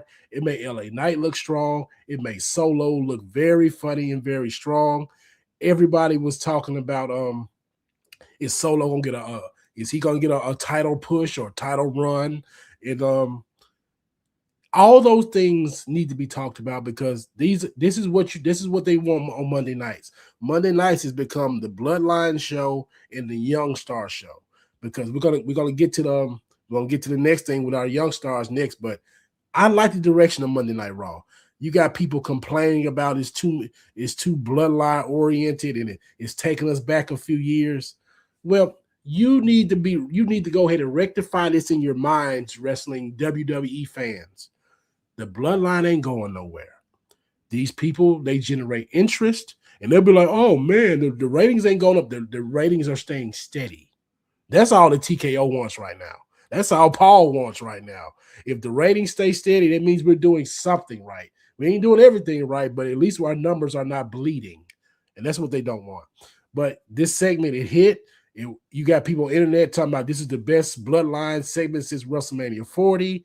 I'm like, it sounds like that was workshopped by a bunch of people because many people are saying that, but I don't want to be a conspiracy theorist here. Like, people got their talking points. It was a good segment. They need more of it, more dramatic segments, because we're not going to get an LA Knight Roman Reigns encounter till Money in the Bank, and that's a month away from now. So we need more cinema, in the words of the IWC. We need more of that every week, and we're going to get more of it because Roman Reigns is going to be wrestling on Raw very soon. So I liked it. This was good. I like what you say. Shout out to legit Bobby Munoz, who's joined us on the Instagram chat. If you check out the Instagram, he reposted his matches where a young Mike Santana versus Bobby Munoz about 10 years ago. You see Mike Santana without the long hair. There he is. There we go. Thank you. So there you go. Love that there, as Bobby is joining us right there in the chat. Bobby Munoz. He had a couple matches there, and Bobby was a fortune teller or a prophet when he tells Mike Santana in the middle of the ring, you're going to have a big, bright future in the business. You know, me and Chris are a huge Mike Santana fan, and of course, me meeting Bobby Munoz at NXT, and we have a great relationship, meeting him and watch many wrestlers wrestling and on NXT from Level Up to 2.0, and that clip there. Thank you for sharing that, Bobby. That was a really nice clip of Mike, and so forth. And when TNA was here in November, I went with Bobby to the tapings and the pay-per-view, and we got to see, Mike. That's how I got the picture with Mike Santana, of course, and that's a cool, legit to see another Bronx Boricua, loud and proud Boricua, in the wrestling business. There we go. It was cool. It was great to see that representation, Bobby. I wanted to shout you out there. Please follow him on X. Also, he's still wrestling. Does a lot of wrestling independents all over the state of Florida, everywhere, and in an independent wrestling sign. I'll be posting most of his matches where he's gonna go next. So if you want to buy a ticket, follow our guy Bobby Munoz, man. Yeah, for everybody that wants to be, it's about the Graps, pal. Support your local indies. If you want to see real Graps, go support your local indies. If the TV shows that we talk about, I know we ain't covered all of them just yet, but if they're not keeping your interest, go support your local indie. These wrestlers, they need those finances. They need your adulation on social media, and support the little guy. You watch the big guy every damn week. Go support the little guys that are trying to become the big guys. They have these big dreams. Support your local indies. Or love the art. Or love just doing their art at that independent level. Some folks just maybe they don't want to go that big route, but they love the art. They love to express the art of professional wrestling, whether it's wherever they're wrestling at in the location that they are. Support it, because they're giving that love of and passion for that business, for the art, and to perform their art in wrestling. Please support. A simple recurring. If you see them online, everybody likes to tear down and hate. Give an encouragement, man. Good match, man. Keep grinding. Keep going with your matches. Keep going. A little bit of encouragement goes a long way. I agree. Shout out Bobby. There you go, Bobby. I appreciate you, Bobby. And thanks for sharing again. If you got more of that Santana, or not just Santana, any of the wrestlers, because you wrestled, I know you wrestled a lot of people, good friends, I believe, with Melissa, aka Thunder Rosa. They have had some encounters around the world working together and all that. He has great stories, stories and stuff like that should be out there for the world to hear. If you want to share it, because they were very good stories. I know that's him. That's his story to tell, not mine. Because I have plenty of times I conversate with him about those stuff. That's his story to tell, and they're very good stories. Very good stories there going forward. Speaking of this, so we're on agreement, liking this bloodline. I asked this question. I don't know who's going to be the one that's going to dethrone Roman, if there is, because you got Jacob now. Looks like he's going to not be with Roman going forward. LA Knight, even Solo Sikoa now. Which one of those three emerges?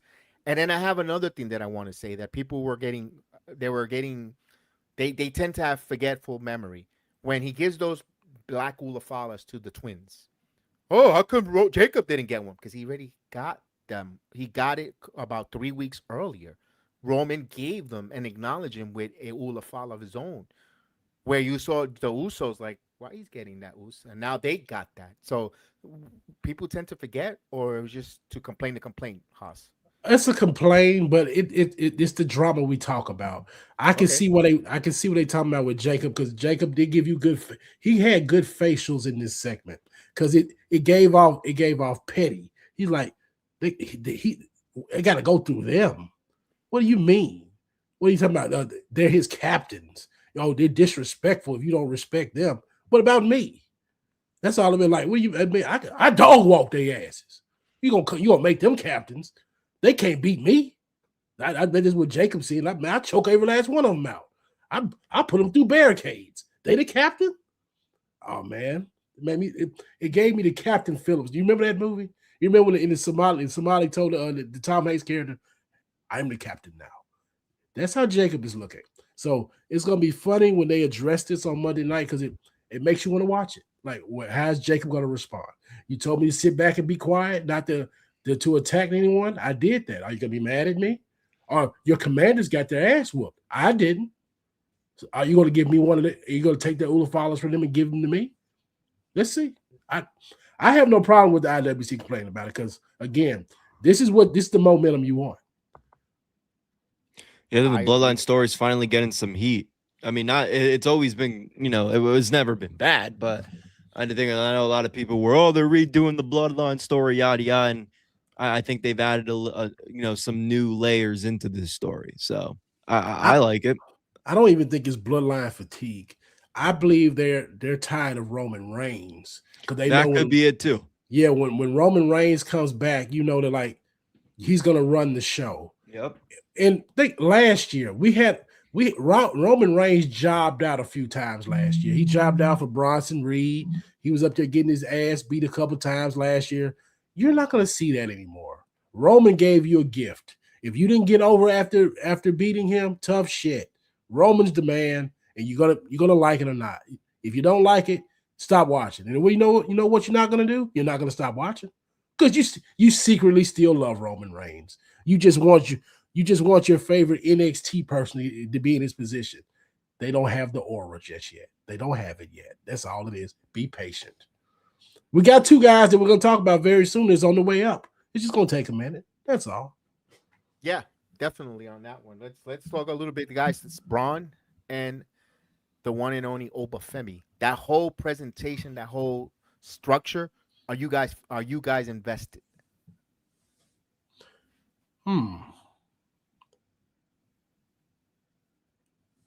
Could you repeat that, Kev? Could you repeat that? We're going to talk about guys that give the future.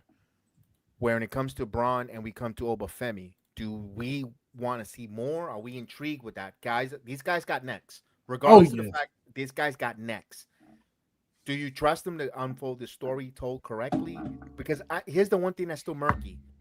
Maxine and Austin Theory still murks it with. I understand Logan Paul's over when he gets healthy, but him holding his injury kind of derails it, or they're stuck on neutral. Is it hitting right now? It's hitting to me, because the thing about it, like, you've already seen these young men grow in NXT if you've been following them long enough. So, and another thing, you want the youth movement to go. Like, they've seen all the matches pretty much out of Roman Reigns. You've seen all the match possibilities out of Cody Rhodes. You've seen all the match possibilities out of the CM Punk. And like, we're getting to the point where rematches are happening. And even though you could have those rematches, the builds are not strong enough for those rematches. With Obafemi and Braun Breaker, the builds have possibilities, and that's the biggest thing that's going on with those guys. You could fantasy book. You could, like, okay, that might go that way. It might go this way. When you get to the so-called protected class of CM Punk, Roman Reigns, Cody Rhodes, and Randy Orton, you can't have that fantasy pop off in your mind like you want, because you've seen all the possibilities.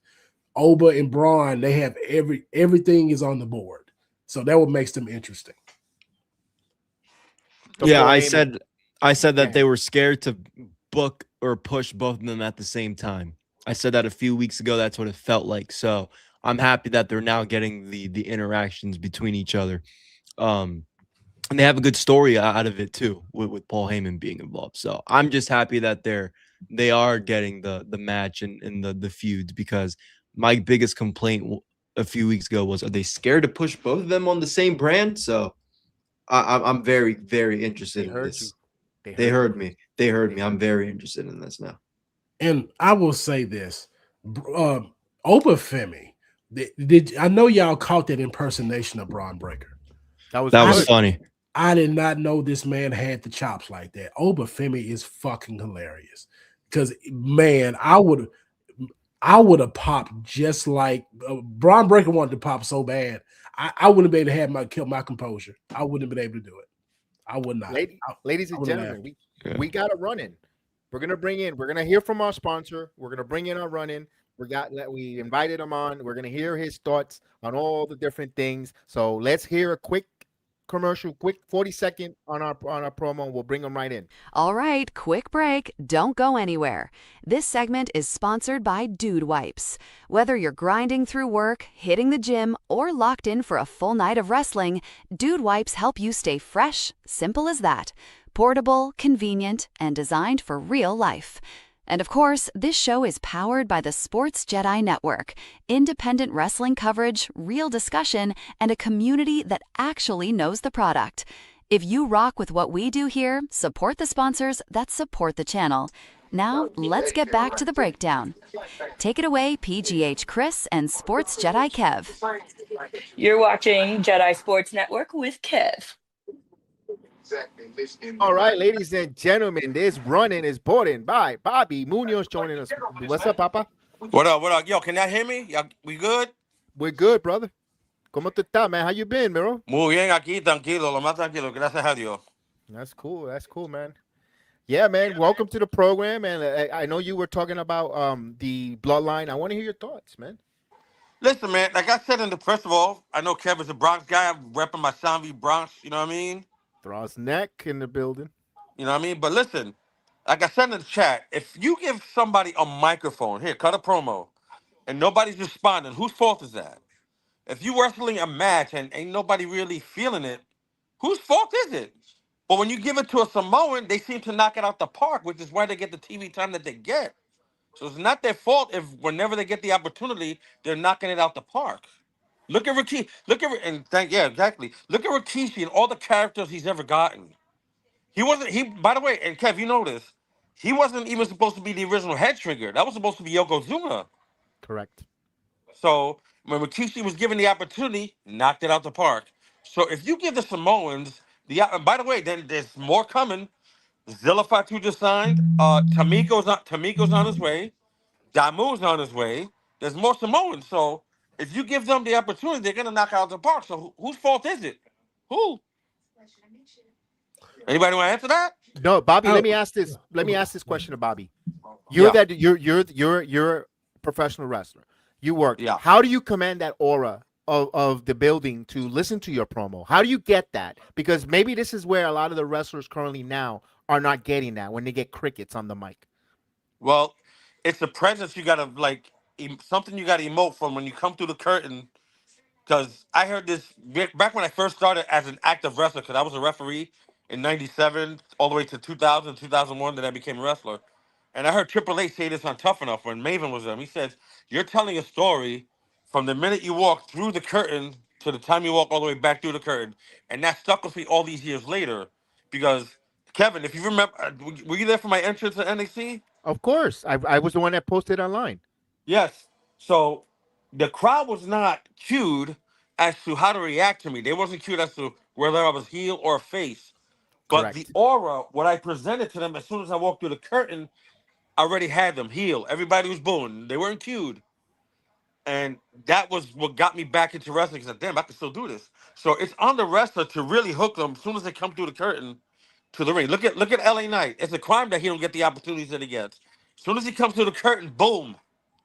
You know what I mean? Like some people just come to the curtain and the match falls flat. And he's like, how the hell is this person still getting TV time? I'll tell you this. Wrestling appeal is like dating. You know how they say about women, if they know they want to be with you within 5 to 8 minutes, they already know if they want to be with you. Wrestling is the same way. Your presentation is half the battle. If you come in there, you're already in impeccable shape. You've already won the aesthetics. Now, if you say words or you know how to read the audience, that's it. You got them. That's all it, because it's all about your first impression. If you don't get them off the first impression, you've already lost more than likely, because they'll be like, I'm go glad. ahead. I'm glad. What's your name, big man? Again, you Hoss. That's Haas. Hoss. Excellent point. Me, I'll be the first to admit, like Dusty Rhodes. I admit I ain't got the athlete body today. You know, the good times promo, whatever, the hard times. And I first admit I don't belong on the cover of Muscle and Fitness, but I know damn well I'm gonna make the crowd pay attention to me from the curtain to the ring. So when I grab that microphone, everybody's chanting Bobby sucks, Bobby sucks. I can say 2 words and I'll still have the crowd. You know what I mean? So it's what you made a good point. If you lose them from the curtain to the ring, it don't matter if you wrestle like Vikingo Bryan Danielson. You lost them. Lost them.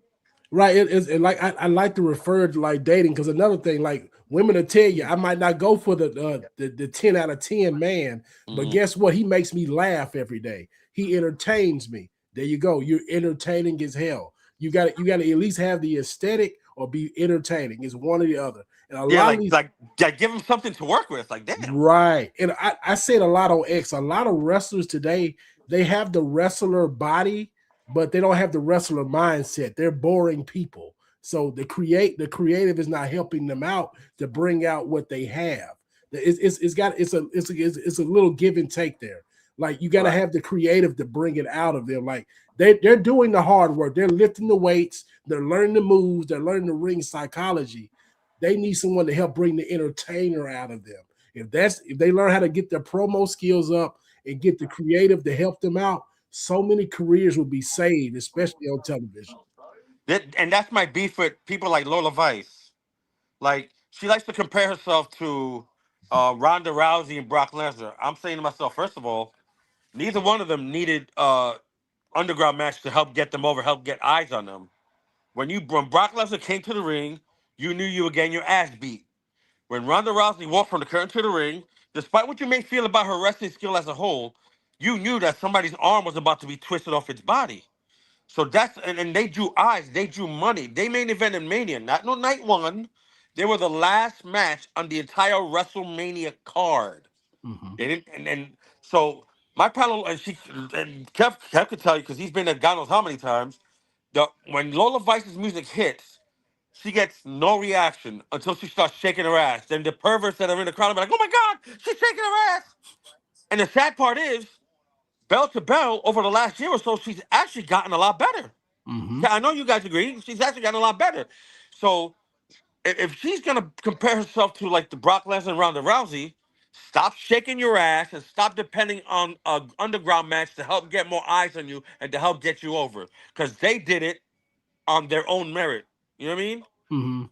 And I'm not gonna sit here and say Ronda Rousey is Dusty Rhodes on the microphone, because she's not. But she made people pay attention. She drew eyes. And how many times did she shake her ass? None. She didn't. But Bobby, I'll be devil's advocate on this. Ronda Rousey already had the appeal of a different genre coming in. Like, you already had millions of people that already knew Ronda. I'll say that. When it comes to Lola Vice, she has the wrestling appeal, but I will say women's wrestling is down across the board when it comes to viewerships. So when she does shake her ass just a little bit, it gets people engaged.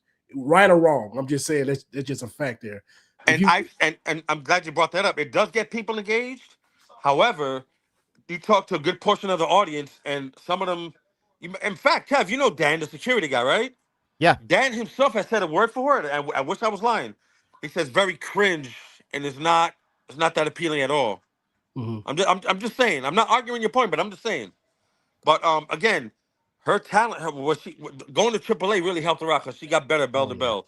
If she doesn't get that promo thing on point on the main roster, she'll be on main event, then right to catering before she can. And it won't matter. It won't matter if Hiro Matsuda came to train her out of the grave. It won't matter who her boyfriend is. It ain't gonna work. You're right, because if she doesn't get her promo ability up, she might have a Stephanie Vaquer run at best, but then it'll fizzle out just the same, because they have the same appeal. You gotta be able to get that crowd over it. That's gonna be her battle. Yeah. Yes, but and it's funny you should say Stephanie Vaquer. When she comes to the ring, everybody's drawn right away. Oh my God, Stephanie Vaquer. She's not shaking anything. She's just walking straight to the ring. She's making eye contact with her fans. You know what I mean? She's not doing anything extra. She's walking to the ring and people are drawn. I love that about Stephanie. Now, as far as women's wrestling, whoo, baby. It's hard to have any of you guys watched the ladies on Ring of Honor? I go in from time to time. Time to time, I watch them. Yeah, some of my favorites from AEW. Watch the match quality. I know NXT likes to say they're the best roster in the world, but match quality is hard to argue. Watch Ring of Honor. Watch it. Oh, Bobby, you're right. The thing, you are right. Now, trust me. I say this every Wednesday with Chris. Yes. I say the Continental Cup that they got going on right now should be the women. That you should give them a highlight. But Tony Khan doesn't know how to book these women. And I say on. Oh, sorry, Hoss. Sorry, Hoss. Go ahead, Chris. No, I was gonna say. I say on Wednesdays too. How many Ring of Honor women should be brought up to AEW? Half of them are fucking better than the ones that are on TV right now. Athena, Red Velvet, Deonna Purrazzo, our friend Janai Kai from time to time's there. That roster is so good down there, and they don't bring any of them to Dynamite. Hoss knows this, and Kev knows this, of course, because we've been working together. But I say this every Wednesday, Bobby, that roster has to be utilized more than it is right now. Athena, oh my God, she's killing the game right now. You kidding me? Woof. And they tease her and they put her on the Owen Hart tournament and all this stuff, and then she's right back down to Ring of Honor doing nothing. That shit pisses me off. And these two guys know I love Athena. I want more for her, but yes, that Ring of Honor women's division is solid. I'll give you another women's division that they don't have a whole lot and they seem to be fizzling out a little bit, but I'm kind of interested. What do you got? And you guys can all chime in on this. The TNA TV title for the women. What do you guys think about that? It's not bad. I mean, because me and Kev has been covering TNA for a while, and we've been to the shows and stuff. I said that their roster wasn't really strong enough to kind of have another knockouts tournament, if that makes sense. Because my complaint last year was, okay, you don't really have that one standout person in the knockouts division that could really, really help you draw. Kev, Hoss knows who it should have been. Me, I'm very, very big on Tessa Blanchard. She should have been the one to be the female knockouts division in 2025 and carry that brand. They didn't want to for obvious reasons, but besides her, I felt that they didn't have anybody solid enough. Maybe an Indy Hartwell. And that's why they had JC Jane. That's why that's right. Exactly. That's why they had to have JC Jane come down. Nobody, and everyone was complaining. Maybe even us too for a little bit.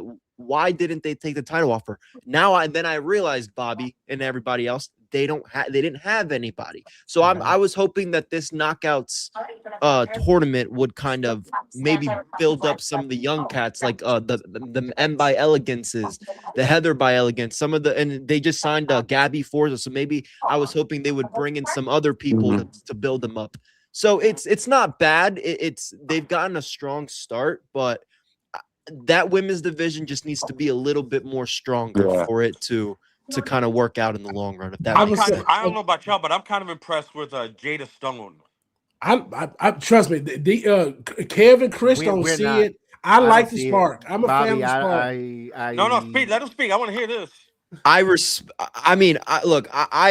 actually respect like her because when she got signed, like she's a grinder and she does what she's told in a good way. She gets the job done. I think we've used that phrase a lot.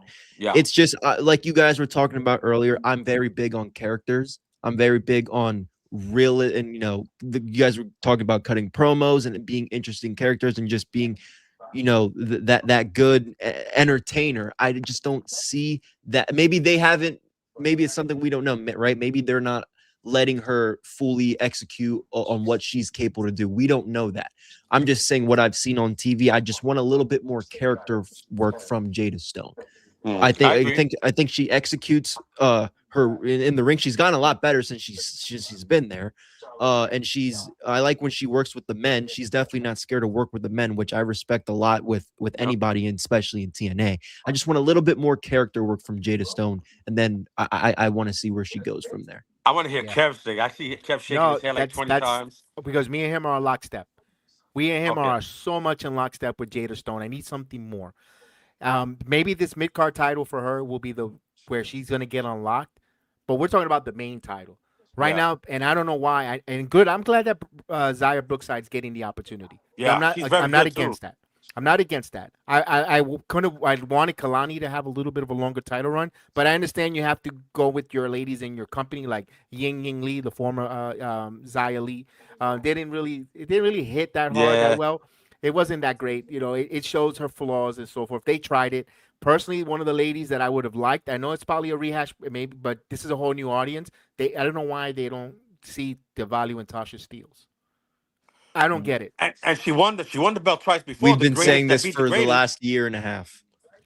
Listen, Tasha Steelz, talent level on 1,000, can cut a mean promo, has the character, wrestles all the big names she can possibly wrestle. Like, what are they not seeing? Like, what the hell? I don't know. They got her and Alicia in mentorship situation. That's why they're not having them running the division right. That's the only way I can explain it, because they seem to be putting the younger knockouts in the division up right now. So I compare it to like an expansion team in like football. Like we got the Houston Texans that came in. They may not win for a few years, but once they get there, they come up. Give TNA, give the knockouts about 2 or 3 years, they'll be where they need to be. It's just going to be a feeling out period right now.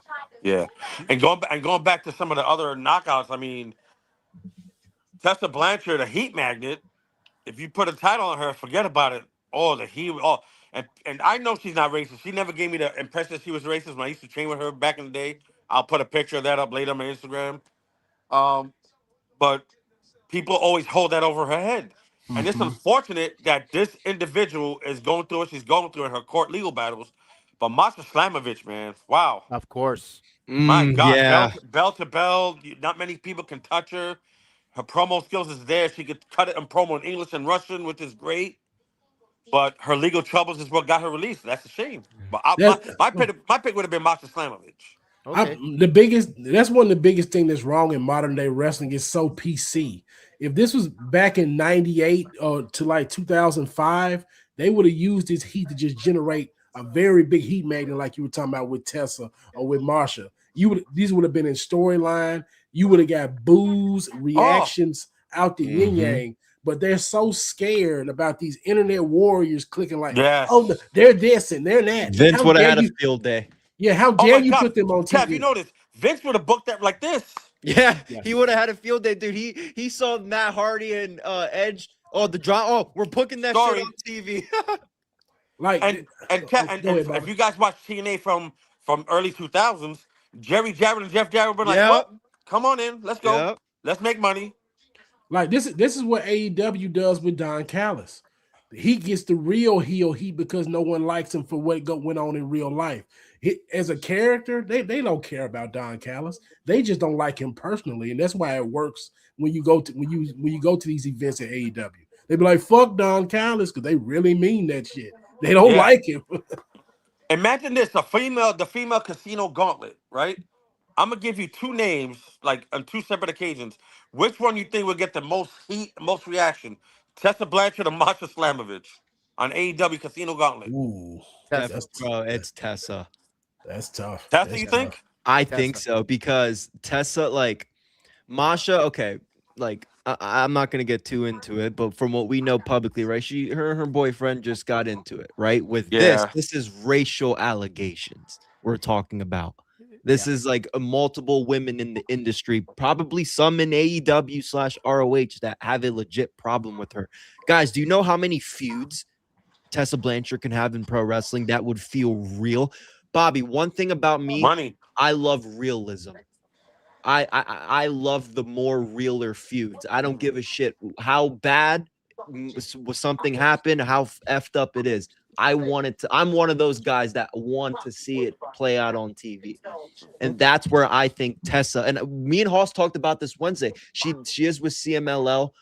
Her and Thunder Rosa could maybe be doing something together. I've been talking about hopefully that playing out on AEW TV.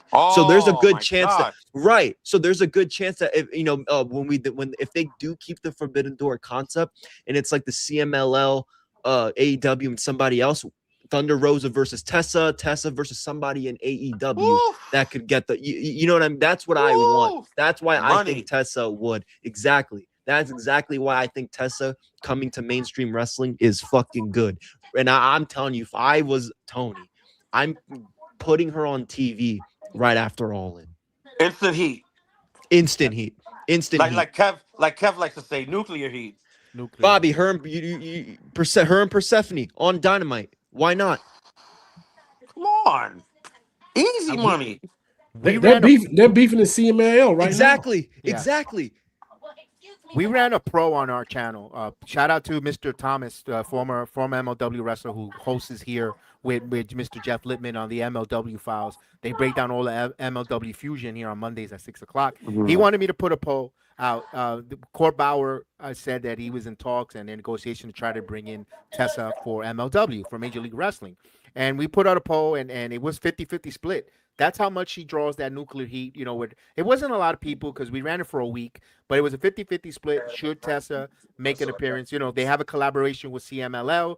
She, still want to keep her in American television. It would help me personally for Major League Wrestling to bring her in to the women division. We got Shotzi, you have Lady Frost, you've got Scarlett, you've got Zumaya, you've got a lot of good women. They got the young lady from the YouTube who's going to make her appearance this week. All that stuff there. Tessa and that company, I think, will help as well. And I don't know about you. She's great. She's great. And the money match that WWE left on the table was with a lot of horseman implication. Charlotte versus Tessa. They're never going to get it. No, they're not. Listen, Kev, they had the collaboration with NXT and TNA. Woo! Yeah. And we trust me, Bobby. Me and Kev we were pushing for it.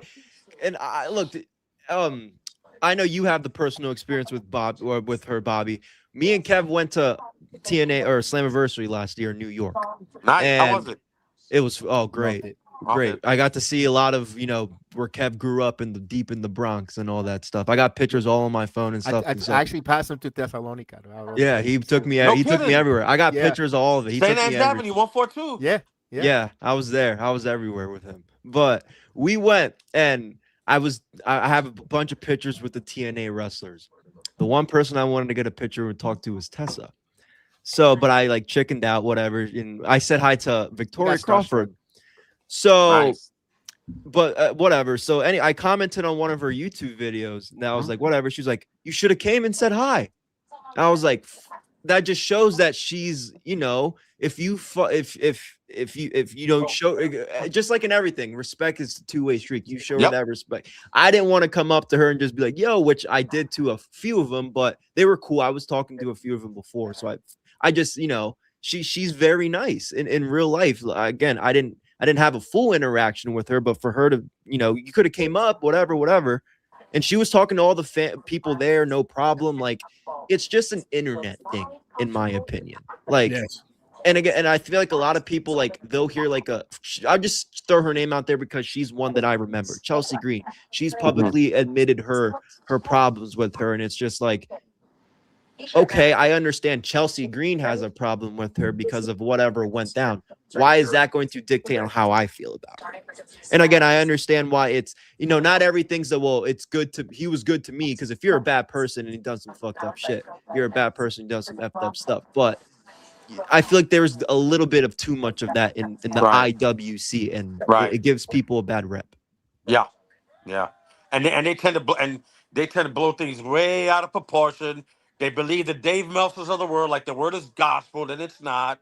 And if anybody has ruined wrestling online, it's definitely Dave Meltzer, because he don't know jack. You are preaching, Bobby. You are preaching, sir. Kev, how many people on the NXT line you see believe crap talking about Dave Meltzer? No, Dave Meltzer? Yeah. And you know. I definitely. And I was going to ask this to you, Bobby, because I don't know how far back you followed NXT. Because I go back as at 2.0. As soon as 2.0 began, that's when I met you and I started going. You were one of the reasons. With you, I'm going to say this. I'm going to say this in live. I understand. Bobby was one of the reasons that I started going to NXT, because he used to come out with the Met shirt all the time, and he was a character with the Puerto Rican flag. And I say, you know what? And you know that, Bob. The first time I ever went to NXT, I went right to him to a picture. I actually found out for him. I didn't even know he was a professional wrestler. I know he was I knew he was a New Yorker with the Mets, and a New Yorker, period, heart and heart. And I said, you know what? I want to go there. From the Bronx. From the Bronx. Yep. From the Bronx. You and Pebble. The guy. It looked like first. He looked like my brother-in-law. Yeah. Ed. And I said, we'll go there, and then we became good friends. We go every week, and we became real friendly. I go as far as that. How far? And my question was originally, when you went, how far back did you go to NXT? Did you go a lot to Black and Gold when they were in Full Sail? I went to Full Sail a few times when I was still living in New York. I would come down here for vacation, and Mercedes Martinez was still signed. So that's how far back I go. And I told him, Mercedes, she'll leave me tickets, whatever. This is when, and then even further back when Eddie Orengo was still a ref in NXT. And for those that don't know, I wrestled Eddie Orengo when he was known as Bandito Jr. in the Northeast Indies in New Jersey, and I also wrestled his father, Bandito. Okay. So that's the only father-son combo I've ever wrestled in my life, which is pretty cool. So that's how far back I go. But yeah, that's how far back I go. When Eddie Orengo was, in fact, I remember going to a show in Tampa when I was coming here for vacation, and Eddie left me some tickets for Tampa, and the first person I saw was Rich Swann. This is when Rich Swann was signed. And then later, when I finally moved down here, that's when I started coming to I guess it started the 2.0 thing and whatever. Okay. That was it. Because my question is, did you know about that backstage with the women bullying? Because one thing that Deonna Purrazzo and also Chelsea, there was like a negative online or said that there was a lot of, it kind of felt like the four horsewomen were the bullies of NXT Black and Gold, where certain ladies didn't get over or so forth. I don't know if you heard that, if you heard those rumors or the truth to that. I always wanted to ask someone that might know something about that. Wow. So you're saying that the four horsewomen, which is Bailey, Sasha, Becky, and Charlotte, and a few others, a little bit, and Nia and stuff. They felt like they were, because and I kind of felt that Charlotte made a little bit of light with it because that's why she's now gravitates and respect Alexa Bliss, because Alexa was kind of in that role, was a little bit bullyish, whatever the case, and now I told she worked hard, overcame all that, and now she's great. But you saw where the Deonna Purrazzo leaving NXT, having a bad taste in her mouth because of that kind of stuff. Also, other ladies as well, maybe and so forth. I don't know if there's any truth to that rumor, but it feels like there's legs to that. There might be a little bit of legs to it, possibly. I wouldn't doubt it. But a lot of times people don't realize that, like, go back to Ember Moon and Sasha Banks. There's a lot of stuff, a lot of dirt that they got on Vince, and they just doing this because they want to avoid the whole drama that's going on right now. And you see what happened with Janelle Grant. So I don't think that but they definitely have dirt on Vince. That's why they keep him quiet. So it could also be the higher ups involved in that bullying, like the same reason why Cora Jade left NXT, because she was talking about some of the coaches in the PC were body shaming her and all of that. I know, Kev, I know you heard about it too. Yeah, of course, of course. And she has nothing to gain by lying about any of that stuff. So my opinion is there were other coaches that were involved in the bullying, and less let's say the four horsewomen. You know what I mean? I think it's more the coaches than anything. And it led more to the push for the horsewomen because these coaches were more biased and bullying towards them. Maybe that could be it. I'm thinking it's more the coaches than anything, because Cora Jade kind of opened up a can of worms, so to speak, talking about body shaming this and she ain't the only one. And Ember Moon said something like they wanted me to do this, that, and the third, and I think they really kind of played her because she didn't want to do whatever Mandy Rose was doing. Okay. So they wanted her to be more like a Mandy Rose type of, sensual and all that. And Ember Moon was like, "No, I'm not trying to have that." So my opinion is, and I could be wrong, of course, but I was more coaches than wrestlers. I could see that.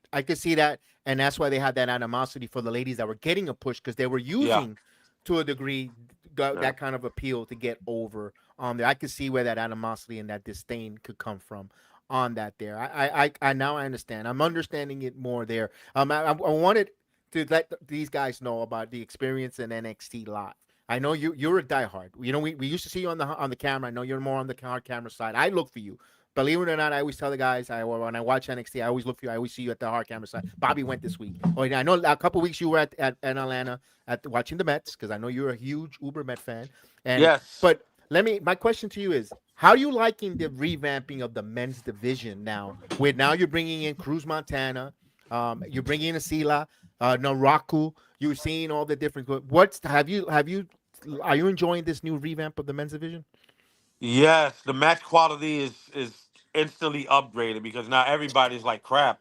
Here comes Cruz Montana, and they look up his and for those people that don't think that they look up your stuff in AEW, TNA, whatever you did before that, they study all of that. They study all of that, so they see Mike Santana's match quality before he got there and the matches he had while he was there. Now he's actually there. Crap. Now we got to step our game up. You know what I mean? So Cruz Montana being there now is helping everybody elevate their game.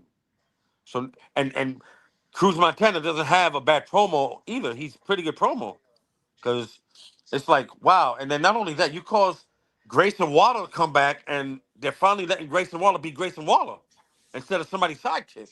He's actually very good on the microphone too. He draws to me, and you guys can chime in if you want to disagree, or whatever. But he's got the MJF level heat when he's on the microphone. I'm spoken of Grayson Waller. What do you guys think? I don't think you're far off. Yeah, I don't think it's to that level, but I get where you're going. I get exactly where you're going. If they would let him, if creative would let him get to that level, it definitely could be. I'll follow you on that one. I get that one.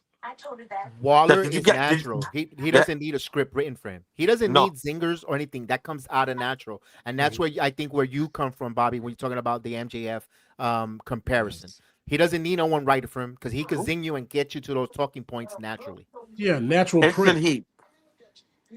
And the other thing, I don't know if you guys seen the video where he went up to CM Punk at the house show. Yeah. Yes. He's talking about these people are fans. I ain't a fan. I'm coming for that belt and this, that, and the third. I guarantee you, ain't nobody write that for him. I guarantee you that. Exactly. Right. And you know what the thing is, Bobby? People are talking about if they don't know if it's a work or a shoot. That's what you want. Exactly. Yes, realism, like you talked about earlier. Yep. Realism.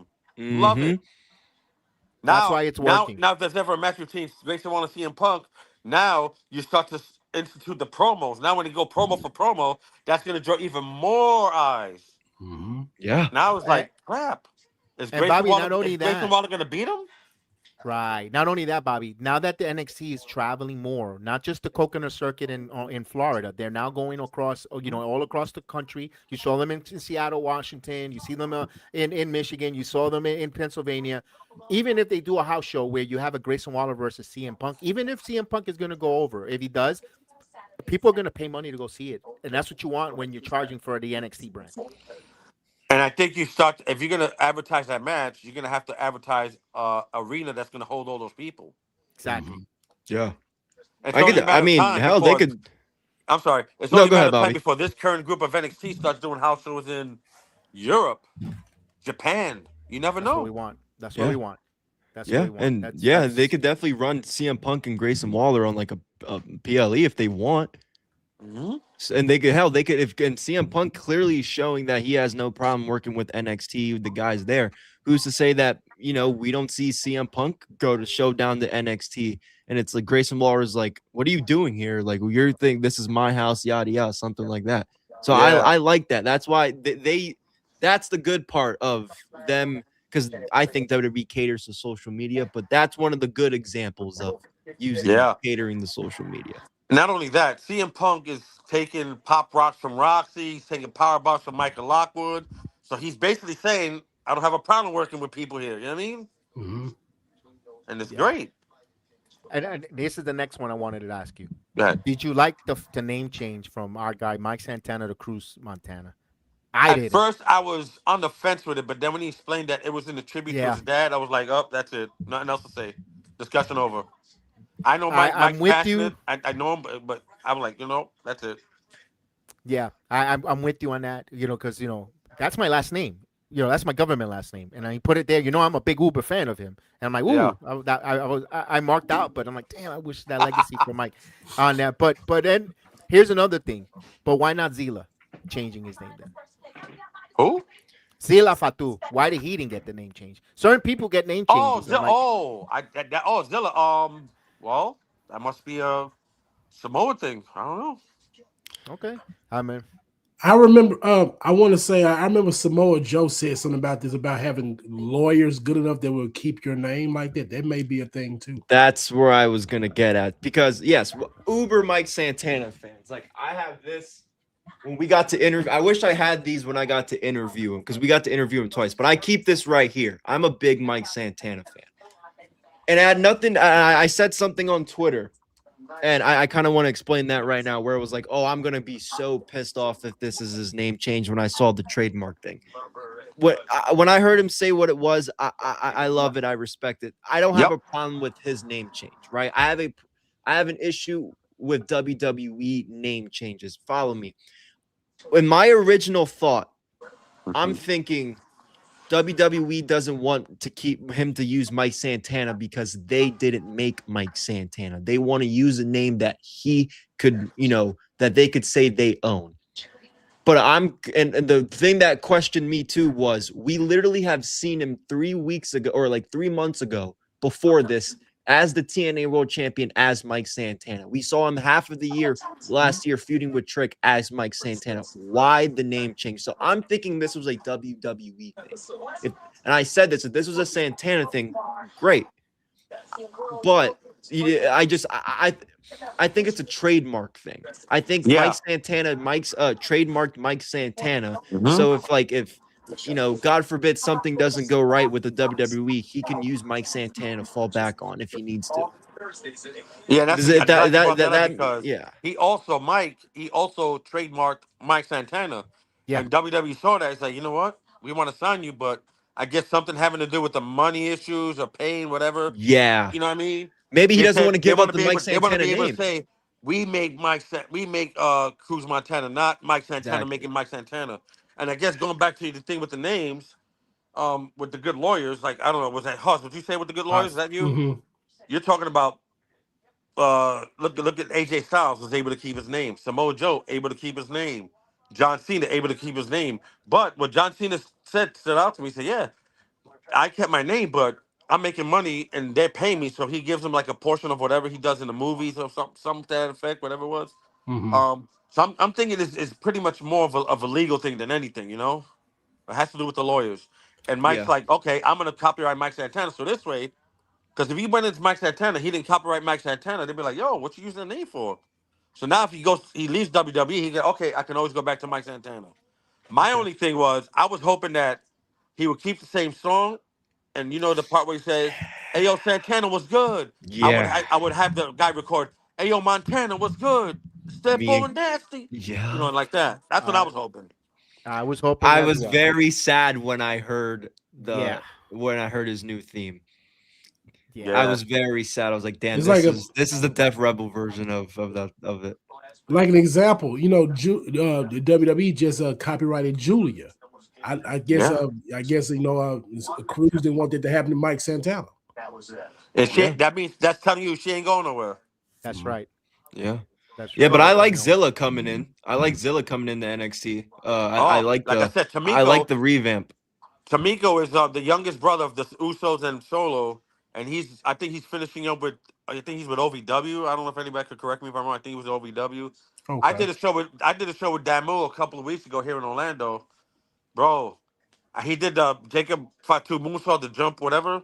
I said, wow, just like Jacob, right? I'm sure he told. He said, yeah, he just told me to use that, dude. He's cool, whatever. That's a family thing, obviously. You're not gonna tell him nothing, but there's more moments coming. Step your game up or step aside. Listen, plain and simple. It is what it is. If you ain't getting it done, it ain't nobody's fault but yourself. Let me ask this, because we're saying that I think they moved to Florida, but we heard on Bust Open, Mike didn't move to Florida. He's still staying in the apartment. He's still in the Bronx. Could it work for NXT? You have to go for promo class, and I know he doesn't really need it because he speaks from the heart. But you have to be there with his matches, all that stuff. I was surprised. I thought he was going to move to Orlando. I thought he was going to be actually full blown into Orlando, but he mentioned he's got to take care of family and other reasons. Could it work with the schedule at NXT for Mike? Yeah, because I'm sure that was part of the agreement.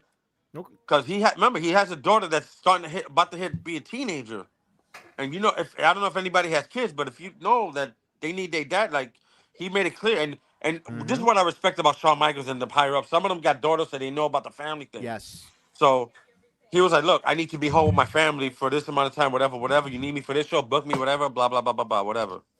I'm there every Tuesday, Monday, whatever you need me, but I need to be here for my daughter too." And I'm sure they Yeah. understood that, and that's it. Yeah, because I thought maybe a new she's gonna go to middle school into high school. Maybe she does it in Florida where she get in and then she's got all these universities. So I thought that was gonna be a benefit. It doesn't mean that it might not happen for Mike, but I thought that was because his exit of TNA in July and came in and showed up. I said, oh, that's perfect timing for schools out in New York. They could do the change for his daughter. They could get into the Orlando or the Central Florida school system and all that. But then when he said he didn't, I know he still has grandparents and of course probably his mom and all that up there in New York. So I understood. I could understand it because it's not like us when we moved. It felt like my whole family came down slowly but surely. My grandmother, my mom, and so I don't know if that's eventually something that's gonna happen to Cruz, but I'm sure it will. I'm sure it will because the way the Bronx and New York is right now is bananas. It's expensive. It's bananas and expensive. Violent and shootings and everything. And the last thing Mike wants to hear is that shooting took over at the school and his daughter got hit. That's the last thing you want to hear. You know what I mean? And by Not the only way, yes, that- shootings can happen anywhere, but they're less Right. likely to happen in Florida than it is in New York. Not only that, Mike. Not only that, Robert. Seeing him now on WTV, now he's getting more exposure. His daughter in the Bronx and walking there, I was saying a lot of kind of a Carlito way to, see Mike and just being people. You know how people are in the hood. Oh, you think you're better than us because you got a little bit of success. No, he's just and Mike is an introvert. He's very humble. He's to himself. So and maybe he's to himself and people take it the wrong way. Oh, now you think you're this. You don't want to talk to it because you're a big WWE superstar. That's where it hurts being in the Bronx a little. Yeah. Yeah. That's crazy. That was my concern for Mike. That's all my concern because he is gonna reach stardom level in the WWE. Of course. That's why every guy in that locker room is gonna step their game up. Can't get comfortable now. You can't get comfortable now. Like if somebody like Cutler James, right? Belt to belt, pretty good wrestler, but my God, he's worse than Lola Vice on the promo. Worse. I'm glad to see Rizzo, his girlfriend Rizzo came back. Adriana Rizzo, she came back. She's oh my God, she's very good. So I'm looking forward for her getting her legs under her. Goodness, she just had a knee surgery, whatever. I mean, so I remember seeing her doing the interviews at Evolve. I look at her like, really? Damn. But now she's back in the ring, so hopefully we'll see more of her. You know what I mean? And I know you watched them up close and personal. I want to bring this lady up because she had a match with Natalia, and Natty swears that she really elevated her and put her over to the moon, and that match was 5-star worthy. Thea Hale. We watched her from her inception and being young when she first came in at 19 years old, 18. Your thoughts of her here? I think there's another level, but I don't know what's holding her back. That's a great question because you hear the people. Trick Williams even said, I sometimes I be bumping into the wrestlers. One time, this is before Trick went to the main roster. He was just in the gym over here, Club 4 over here on Cimarron. I said, damn, what's going on, bro? Who's the best wrestler? Like, who's the best women wrestler? And the first person he said was Thea Hale. Trick Williams had his own mouth that Thea Hale was like, I just don't, exactly. I just don't, she has great character. She can cut a promo. Like, what the hell else does she need to do? Like, and Trick Williams ain't the only one. There's a lot of the wrestlers that say, yeah, Thea Hale. Could it be backstage that we don't know? And because shout out to Jeff Lippman who likes to say NXT is like Bible studies and Love Island. This guy went out with this girl, and then they pull this one, and yada yada. Could it be that too that holds back? Like, I don't know. We want to push you because there's, Well, her boyfriend is the Evolve Men's Champion now. Harlem who used to be Cora Jade's boyfriend. Who Cora Jade was going out with Braun Breaker. So there's that Love Island Bible. And then study. Braun Breaker's going out with Izzy Dane now. And now they say they split. I got Kev. I'm always going to root for my Pittsburgh sister, is Thea Hale there. Do you think she may be still getting punished over that Blake Monroe mishap from last year? Ooh, good question. Wow, that's a great question. I don't know because I'm watching whenever she comes out, whether it's a dark match or TV, she doesn't suck and she looks pretty safe. I mean, I don't know. But let me ask this, Bobby: if she was that reputation, would they send her to TNA to work that knockouts tournament? Because her and Wendy Chu were sent. Oh yeah. If she was like that, I would think like, you know what? Go to Japan. You see how they sending people to Japan? They should start sending some women to Japan. I've even suggested, well, they're not going to do that now, obviously, but I would even suggested to send Jade Cargill to Japan. That's what I suggested to somebody. But if you're going to send people to Noah and those other promotions, start sending females and start with Thea Hale. You saw what happened with Harlan Lewis. Harlan Lewis has gotten so much better. Same thing with Tavion Heights and a couple Hank Hank and Tank. Like, send Thea Hale over there. Yeah, because I thought she was going to be in the I would have sworn I thought Thea Hale was going to be in the finals of that knockout tournament. When I saw her there, I'm like, ooh, she had a better match. She had a good match. She out wrestled in that match, and unfortunately she lost. But she really beat Indy Hartwell, and she out wrestled her, and that's why I was disappointed with her and Natty. I thought that match was going to be even better, but I'm not feeling it. Let me ask you guys, all of you guys. I need an answer from all of y'all because I know y'all watch it all the time. What the hell is holding Jada Parker back? That's literally the question. Her What's finisher. holding her back? No finisher. She can't. You can't just put your hip or your ass in someone's face and call it a finisher to win a world title. That's just my opinion. Anybody else? You talking about holding it back for the main roster or being a women NXT champion?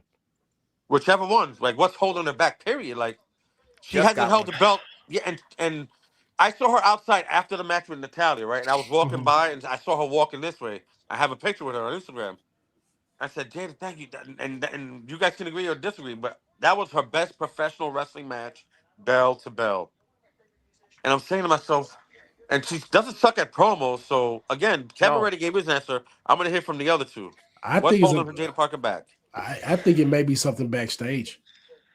That's what I'm thinking too, because she had a match at the when I really realized that she was like, okay, I like her a little more. She had like some gimmick match at the ECW arena, and I live in Pennsylvania, so I got to like watch it. So I was like, okay, like Jada Parker, she can just do more than just do a promo and talk about how whatever.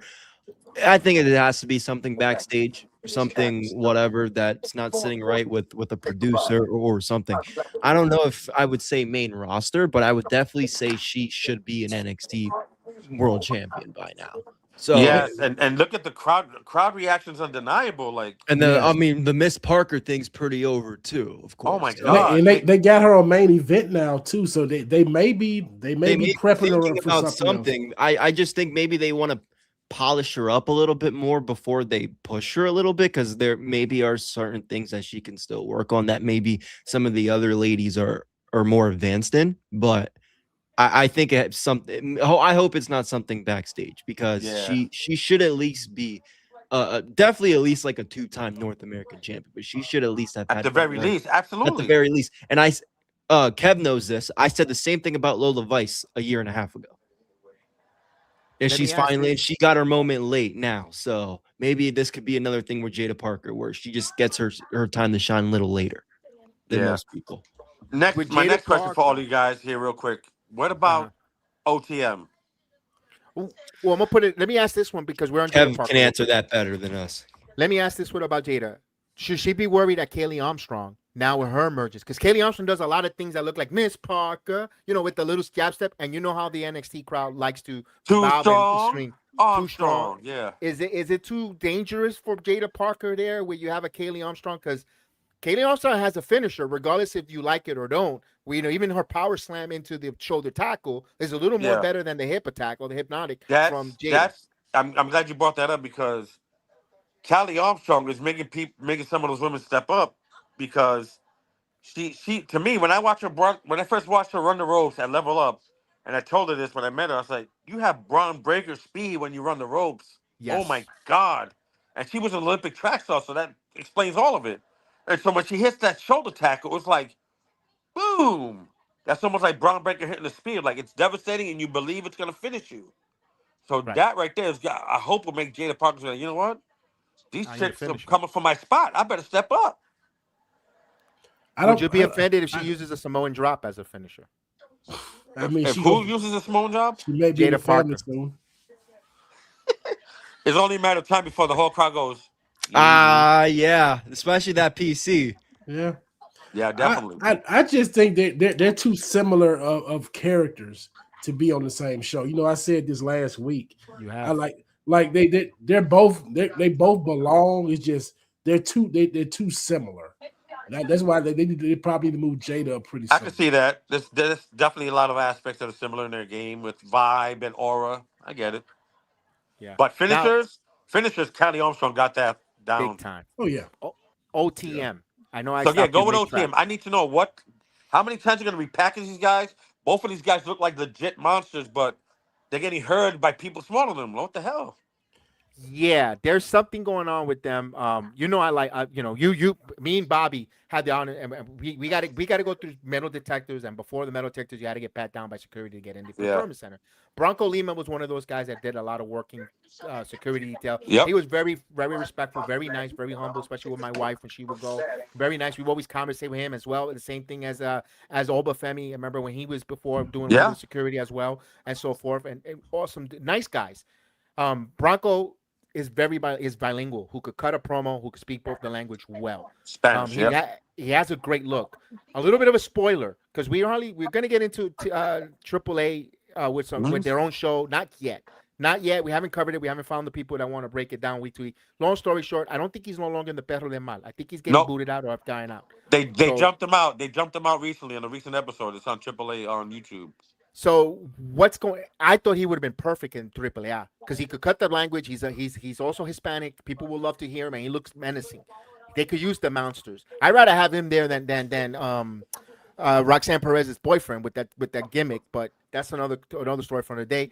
I don't know what it is because Prince works too much. Like you know that they look like Doom. They look like the tag team Doom when they wrestle. Me and you loved them from the very beginning, even when they were with scripts. We're like, damn, these motherfuckers look like monsters. And now I don't know what it is. Why is it? Could it be something, Bobby? Could it be that something's going on in their tardiness to the arena on practices or not paying attention in promo class? Or... I think it was Hoss or somebody said something about backstage coaches or something. I don't know what, but I think it has to do with something with the coaches. You pissed off a coach in some form of fashion, and I just don't know. I don't know what like. The skill levels there, they can cut like it got to be something backstage. I don't know. It's got to be. I know he used to date Lola Vice before Damon Priest. Lucien Price. Yeah, yep. Lucien Price. So I don't know. Because we all know Bronco's very into his younger brother. You see his brother sometimes at Performance Center. He's always there at his little league games. And I'm sorry, Bronco, we didn't want to tell your personal business out there, but you are a good older brother. So you handling your business. That's why we're trying to say and put you out there, or put you over. I don't know. Maybe they need another more like a big story to get him break through. I don't know. It's been a few weeks since I've watched NXT. How long have they been down? How long they been in the Performance Center? Like 3 years. 4 years probably. Maybe.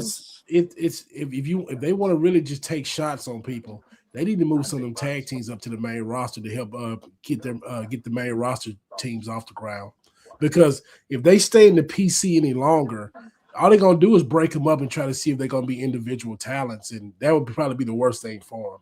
Go ahead and call them up as tag teams. They could grow on the road and see what you got from there. Yeah, put them on the house shows to get them acclimated to the higher level, wrestling in front of 10,000 people every other night. Yeah, let them work against the Usos and the Street Profits and War Raiders for a while. Yep. Bobby, go to Japan. Shouldn't they have gotten the Hank and Tank push? 100%. Yeah, that's what bothers me. Yeah, I agree. And then thing is they haven't even and I'm actually a little down. I wish they would have sent them that TNA to do some matches here and there to work down there. You know, they send High Rise, which by the way, High Rise should have not gotten that push that OTM did. And look, they cut bait with them because they probably saw, I don't think they were bad wrestlers. I think there was something beyond outside the control when it came to High Rise and even Wesley. Yeah. Wesley looked like a lot of times, Kev, you notice a lot of times you see Wesley, it was like going through the motions. Like he didn't want to be there no more.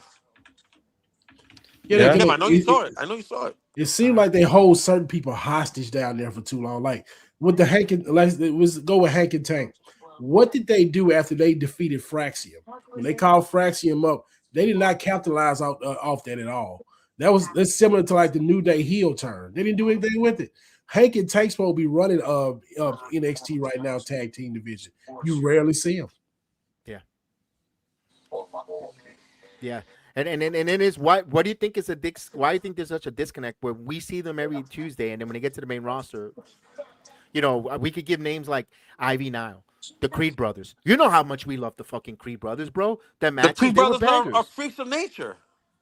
And they're not doing nothing. They try to put them under the mask and that didn't go nowhere. That didn't go over well at all. It went and I'm flat. worried for them. I'm worried for all Diamond Mine members that are survived still in the main roster. I'm worried for them. Yeah, because you ain't doing jack with them. Nothing. No. Listen, moving back down to NXT. It's no reason that the Creed brothers are not wrestling as a tag team on one of these brands. There's no reason for it because there's no tag team wrestling at all. They should be wrestling, and they should have belts because those guys are like two Kurt Angles. Thank you. Thank you. They do springboard 450s. Like, when I saw it, I'm like, you kidding me?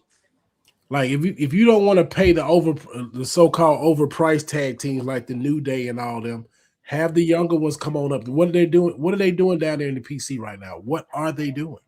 They're not going to grow anymore. I'm like, are they going to really wrestle any better in the PC? They've been down there for years. Go ahead and give them a try on the main roster. Yeah. What do you got to lose? Right. No, it's very frustrating. It's very frustrating for us that we invested our time watching these talents on NXT and we see their shortcomings and their growth. Look, Bobby, let me ask this here. No, and the machine pushes who they want to push. And I give you Lainey Reed, who she's good. Don't get me wrong. Yeah. But she don't belong on SmackDown. I'm sorry. She doesn't belong on SmackDown yet. She needed a couple more times and then a couple more reps in NXT. But they pushed her. My point is they wanted to give her that push. They wanted to elevate her. They push who they want to push. Yeah. Jordan Grace, very disappointed on her run. Yeah, they look at if you're not going to use her, just let her go. Let her go. Or leave her in NXT. I know her. She was very vocal about being in front of the NXT crowd, Jordan Grace. She kind of felt bored. It felt like the same people. They're always going to give the reaction of the same. She likes the traveling. She kind of did a little bit her own self talking on a podcast about that. That was a little bit of Jordan Grace, a little bit of her doing. She should have kept more quiet a little more. Yeah, that probably did more damage to her than anything. It did. Somebody in the office was like, "Oh, really? All right, I got a chick for you. Cool, no problem." Yeah, Show up. She said that on podcast. She said that on some podcast. I believe she said I can almost hear the conversation now. Oh, okay, cool. Come to the arena. See, we have something for you. Oh, I'm sorry, we have nothing for you today. Maybe next time. Then it goes over and over and over again. Now, next thing you know, turn around, it's 3 weeks and you ain't seen nothing. No good during a great session. Oh, we need 30 seconds of a squash in the house show or something. You know how many times she's probably been squashed at a house show we don't know about? You're probably right. Yeah, that's the problem there with that. When we see that for certain talents on there from the NXT brand on there. We're talking with Bobby Munoz, independent wrestler, of course, a super fan of NXT with myself. And we see I met you there, so he's joining us here on the Sports Jedi. It's weekly wrestling there from Soundview Houses, the legit Bobby Munoz. Bobby, I'm gonna play that video. I have it. I don't have it on right now because I got to look on my other computer. Your ring entrance on our next show. We'll definitely want to put you over. I'm gonna use that. So I'm giving you a little bit. I'm a pirate a little bit, even though I. Oh God, I don't want you to get like a copyright strike. I don't want. No, because I made the video. It's on my phone. When you came out for the wrestling, the intro. Bobby had a WWE NXT intro video that we have there, and we definitely fellow Boricua. We were that was cool, and we're gonna see when we talked about. We're gonna break that down because he came out. Everybody knows him in NXT. Everybody was cheering for him, and everybody was happy he was getting a WWE entrance theme, but he worked the crowd on becoming a heel. He didn't want you to cheer him. He didn't, and he didn't say anything to us. Hey, I don't want you to cheer me. I don't want you to boo me. No, he worked it, and he did the art of working the gimmick. Working. What we were saying earlier, how you hooked the crowd from the curtain. There you go. Yeah, it's technically done, and I want to show that on the next Saturday. We'll definitely try to work on getting that video. I wanted to get it now, but it's going to show me looking away and all that stuff, and I have it here somewhere on the file. I have to just look. That's for cool. it. Yeah, I want to definitely accentuate that. I want to elevate that as well, because that's something that we want to see, and how that, and simple, very simple, and very, and it was nothing complex. He came out with the heel. He made you boo him and dislike him, but then but we were happy for him. We were excited to see him there, and you could see him wrestle all over the independent scene. I know you were in the Bronx for some matches. You were traveling and so forth. What's coming next? What matches you got coming up in the I'm in Ocala, Florida on August 29th, a Bronx street fight nonetheless. So, Ooh. XWE, I guess one of these new startup Spanish promotions run by somebody named Montana. Funny thing, you're talking about Montana, Cruz Montana, his name is Montana, the XWE promoter. And that flies on my page and everything, the promo, whatever. So that's my next one. Nice, Coming up in August. nice. September, We're definitely I got gonna one. promote it. I don't know I haven't confirmed any dates yet, but I got a few dates coming up, so let's see what happens. We definitely want to promote that, and I'll see it on X on Instagram, and I'll go ahead and start pushing around, showing it here on the Sports Jedi media. And my latest So- mics, I put, like I told you earlier, I put another clip of myself and Santana when he was whipping my ass, but I was getting him too. So let's. No, I loved it. I loved the guys, the back and forth, the wrist locks control on that clip. When Mike was working, he's wet behind ears, and you're working the wrist lock and the control of the mat wrestling back and forth. You guys did that was really good. Basic wrestling. That was really very good. That was all. I don't know if you heard this term, walking and talking, like not really discussing the match prior. We did a lot of that out in the ring, and by then Mike already had quite a few matches under his belt.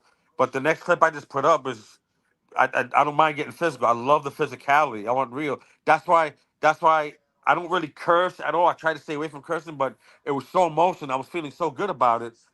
I said, well, after the last time, I said, "Hit me harder, you pussy!" Boom.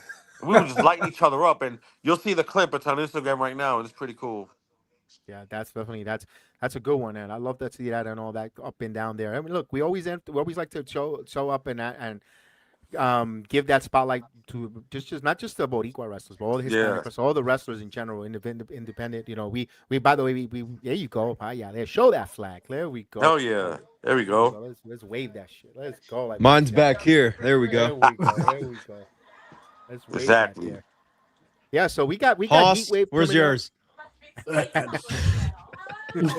other guy came back. Okay, he came back. Okay, cool. Yeah, I'm just fucking with you. Chris is back here. Anything we got before we wrap up here? I know Chris has got to go to Collision in a couple hours. So, are you going to Collision? Yeah, they're in my neck of the woods. Long story, but yeah, I got some audio. free His tickets. audio's off. No, he's on. We can hear you. You got me? Check. I'm talking about his. It Yeah, looked Mike, like check. I couldn't hear him. You hear me? No, I wouldn't say anything. I don't hear the other. I didn't hear Hoss either. All right. You don't hear me now? Oh shit! What did I do? You don't hear Chris? No, I hear you, everybody. Kev. I don't hear the other ones. I hear Chris. Do you hear me now? Yes, I hear you now, sir. It's like Okay, you right. there I we hear you go. now. There we go. I Hoss, fixed something there. You Oh, good? Can you hear me, Bobby? Can you hear me? I don't hear Hoss. Hold on. Let me see. Yeah, go ahead, Chris. Let us know. But about anyway, your yes, event. So you will go to be- Collision? That's cool, man. Yeah, I'll be at Collision. They're in my neck of the woods. I got some free tickets there. How long I'll be there, don't know, but I will be there. Excited to see a match or two. But yeah, it was a good show today. Finally, I know I was on vacation last week, so happy to be back. Not a bad week in wrestling. Me and Hoss got All In next week. We got the go home show for All In next week. Make sure you guys check us out on Wednesday. We will be live right after Dynamite, and we will actually be live after a pay-per-view for once. So Yes. make sure you check out me and Hoss's AEW stuff coming next week. It is the biggest week of the year for us, Hoss. That's right. Come join us. Have some fun. Yeah. I can hear Hoss speaking. I just personally can't hear him. Okay. You might like some of our criticisms. Yes, You might. I believe you, Hoss. I don't know what to say, but I believe you. We're gonna give you our truthful takes. We may glaze something, we may hate it. He but looks. You know what he looks like, Kev? He looks like the old school Chinese shows where you at, and then Oh one my word comes God. out. but yeah, It is Saturday. It is Saturday theater, Saturday Chinese theater that they had. You on remember that? Fox. You remember Of that back in the course. day? Of course. Every time, right after American Gladiators. I must chop your arm off. I will. I'll try to. Join us Marie. next Sunday. Join us next Sunday for All In. We're gonna have a treat for you. I can hear his Join us. lips moving. And I know he's having a good time with this. We got lockdown tomorrow. Lockdown tomorrow. We got the TNA Lockdown pay-per-view post-show tomorrow night. Also, Monday, MLW Files. Tonight, the third anniversary of the podcast of Unappreciative Wrestling Fans. They'll be coming on tonight. We got a breakdown with the Mega Mets podcast on our channel. They're going to break down TNA Lockdown prediction. I will join them as our special guest. Then, of course, MLW Files with Mr. Jeff Lippman and Mr. Thomas. By the way, Bobby, have you ever wrestled or encountered with Mr. Thomas from MLW? Mr. Thomas from MLW? Mm-hmm. What's his full name? What's his full name?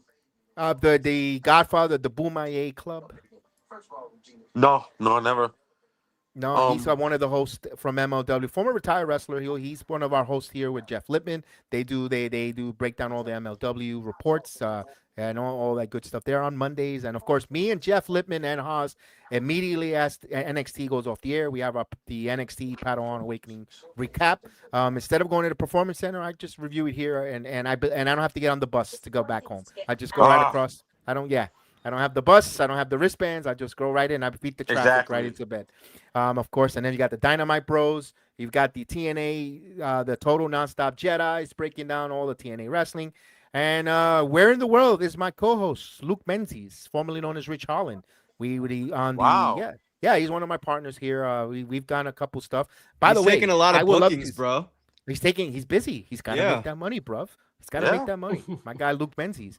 I would love to see a match between legit Bobby Munoz and Luke Menzies somewhere in there Florida. we go. I'm in. Yeah, let's go. I wrestled quite a bit of people over the years, man. I ain't afraid of nobody. Get out. But Luke, I will say this. The first time I wrestled Tito Santana, I'm like, crap, this guy started WrestleMania. After about the first minute, I was all good. Nice. And next month, like I said, the last encounter we had, which was 2017, 9/17/17, I'm gonna be posting that just like the last part of it. You know what I mean? That'd be cool. That's gonna be fun. That'd be cool. Imagine we got the Pro Wrestling Presents Sports Jedi Network Federation independent scenes. No, never mind. That costs too much money. But I respect the craft. All right. With that said, man, Bobby, don't be a stranger. We appreciate you joining us. Yes. We gotta get a wrestling show together. We gotta go. Yes. I gotta make my way to NXT. I believe TNA is not coming this year, the rest of 2026. But I want to go to Orlando for. My uncle was teasing me about it. What are they doing? World's End. Wrestle Dream. Wrestle Dream. My brother lives in Orlando, so Bobby, I gotta see if Bound for Glory. I might need a tag team partner to go to Bound for Glory. Let me know. Where is it? Tampa. I'm in. Let me know. All right, I'll definitely keep you posted if depending the availability of TNA or if they're accommodating. Because last time, that's how you know the story. They accommodated us to go, and we got all that bunch of different things. And I called, and me and Bobby enjoyed the show together, and we had extra. Unfortunately, we had a couple of tickets that weren't used, so we'll hopefully this time around we get to go and we have a nice group, to head out there to Bound for Glory because they don't. Yeah, well, the only thing, Kevin, last time remember it was just TV taping. This is a pay-per-view, so no, we were on a pay-per-view. It was that Friday pay-per-view, and then we went. It was what was it? Was it Emergence? Was it one of those Friday specials? No Surrender from the Friday PLEs. It was No Surrender. It was CNA No Surrender. Yeah. And then they did the taping. Yes. And then the taping. So TNA is not shy of inviting folks for their pay-per-views. Well, I can't say the same for AEW. So we'll see if they do we'll see if we can get something for when they come to Orlando. But with that said, man, we want to wish everyone thank you for all the likings and everyone joining us on a Saturday here on the Sports Jedi. We left some stuff out, but you could check all the reviews on TNA and all that and on Dynamite Bros. But from me to you, que Dios lo bendiga todo. Thank you so much. Don't forget to check out Marie Shadows and the Tape Studies and everyone that watches. So I'm gonna play the outro. Gracias. It's still real to me, damn it. I mean, thank you. Take it easy, man. Thank y'all guys. Y'all are awesome.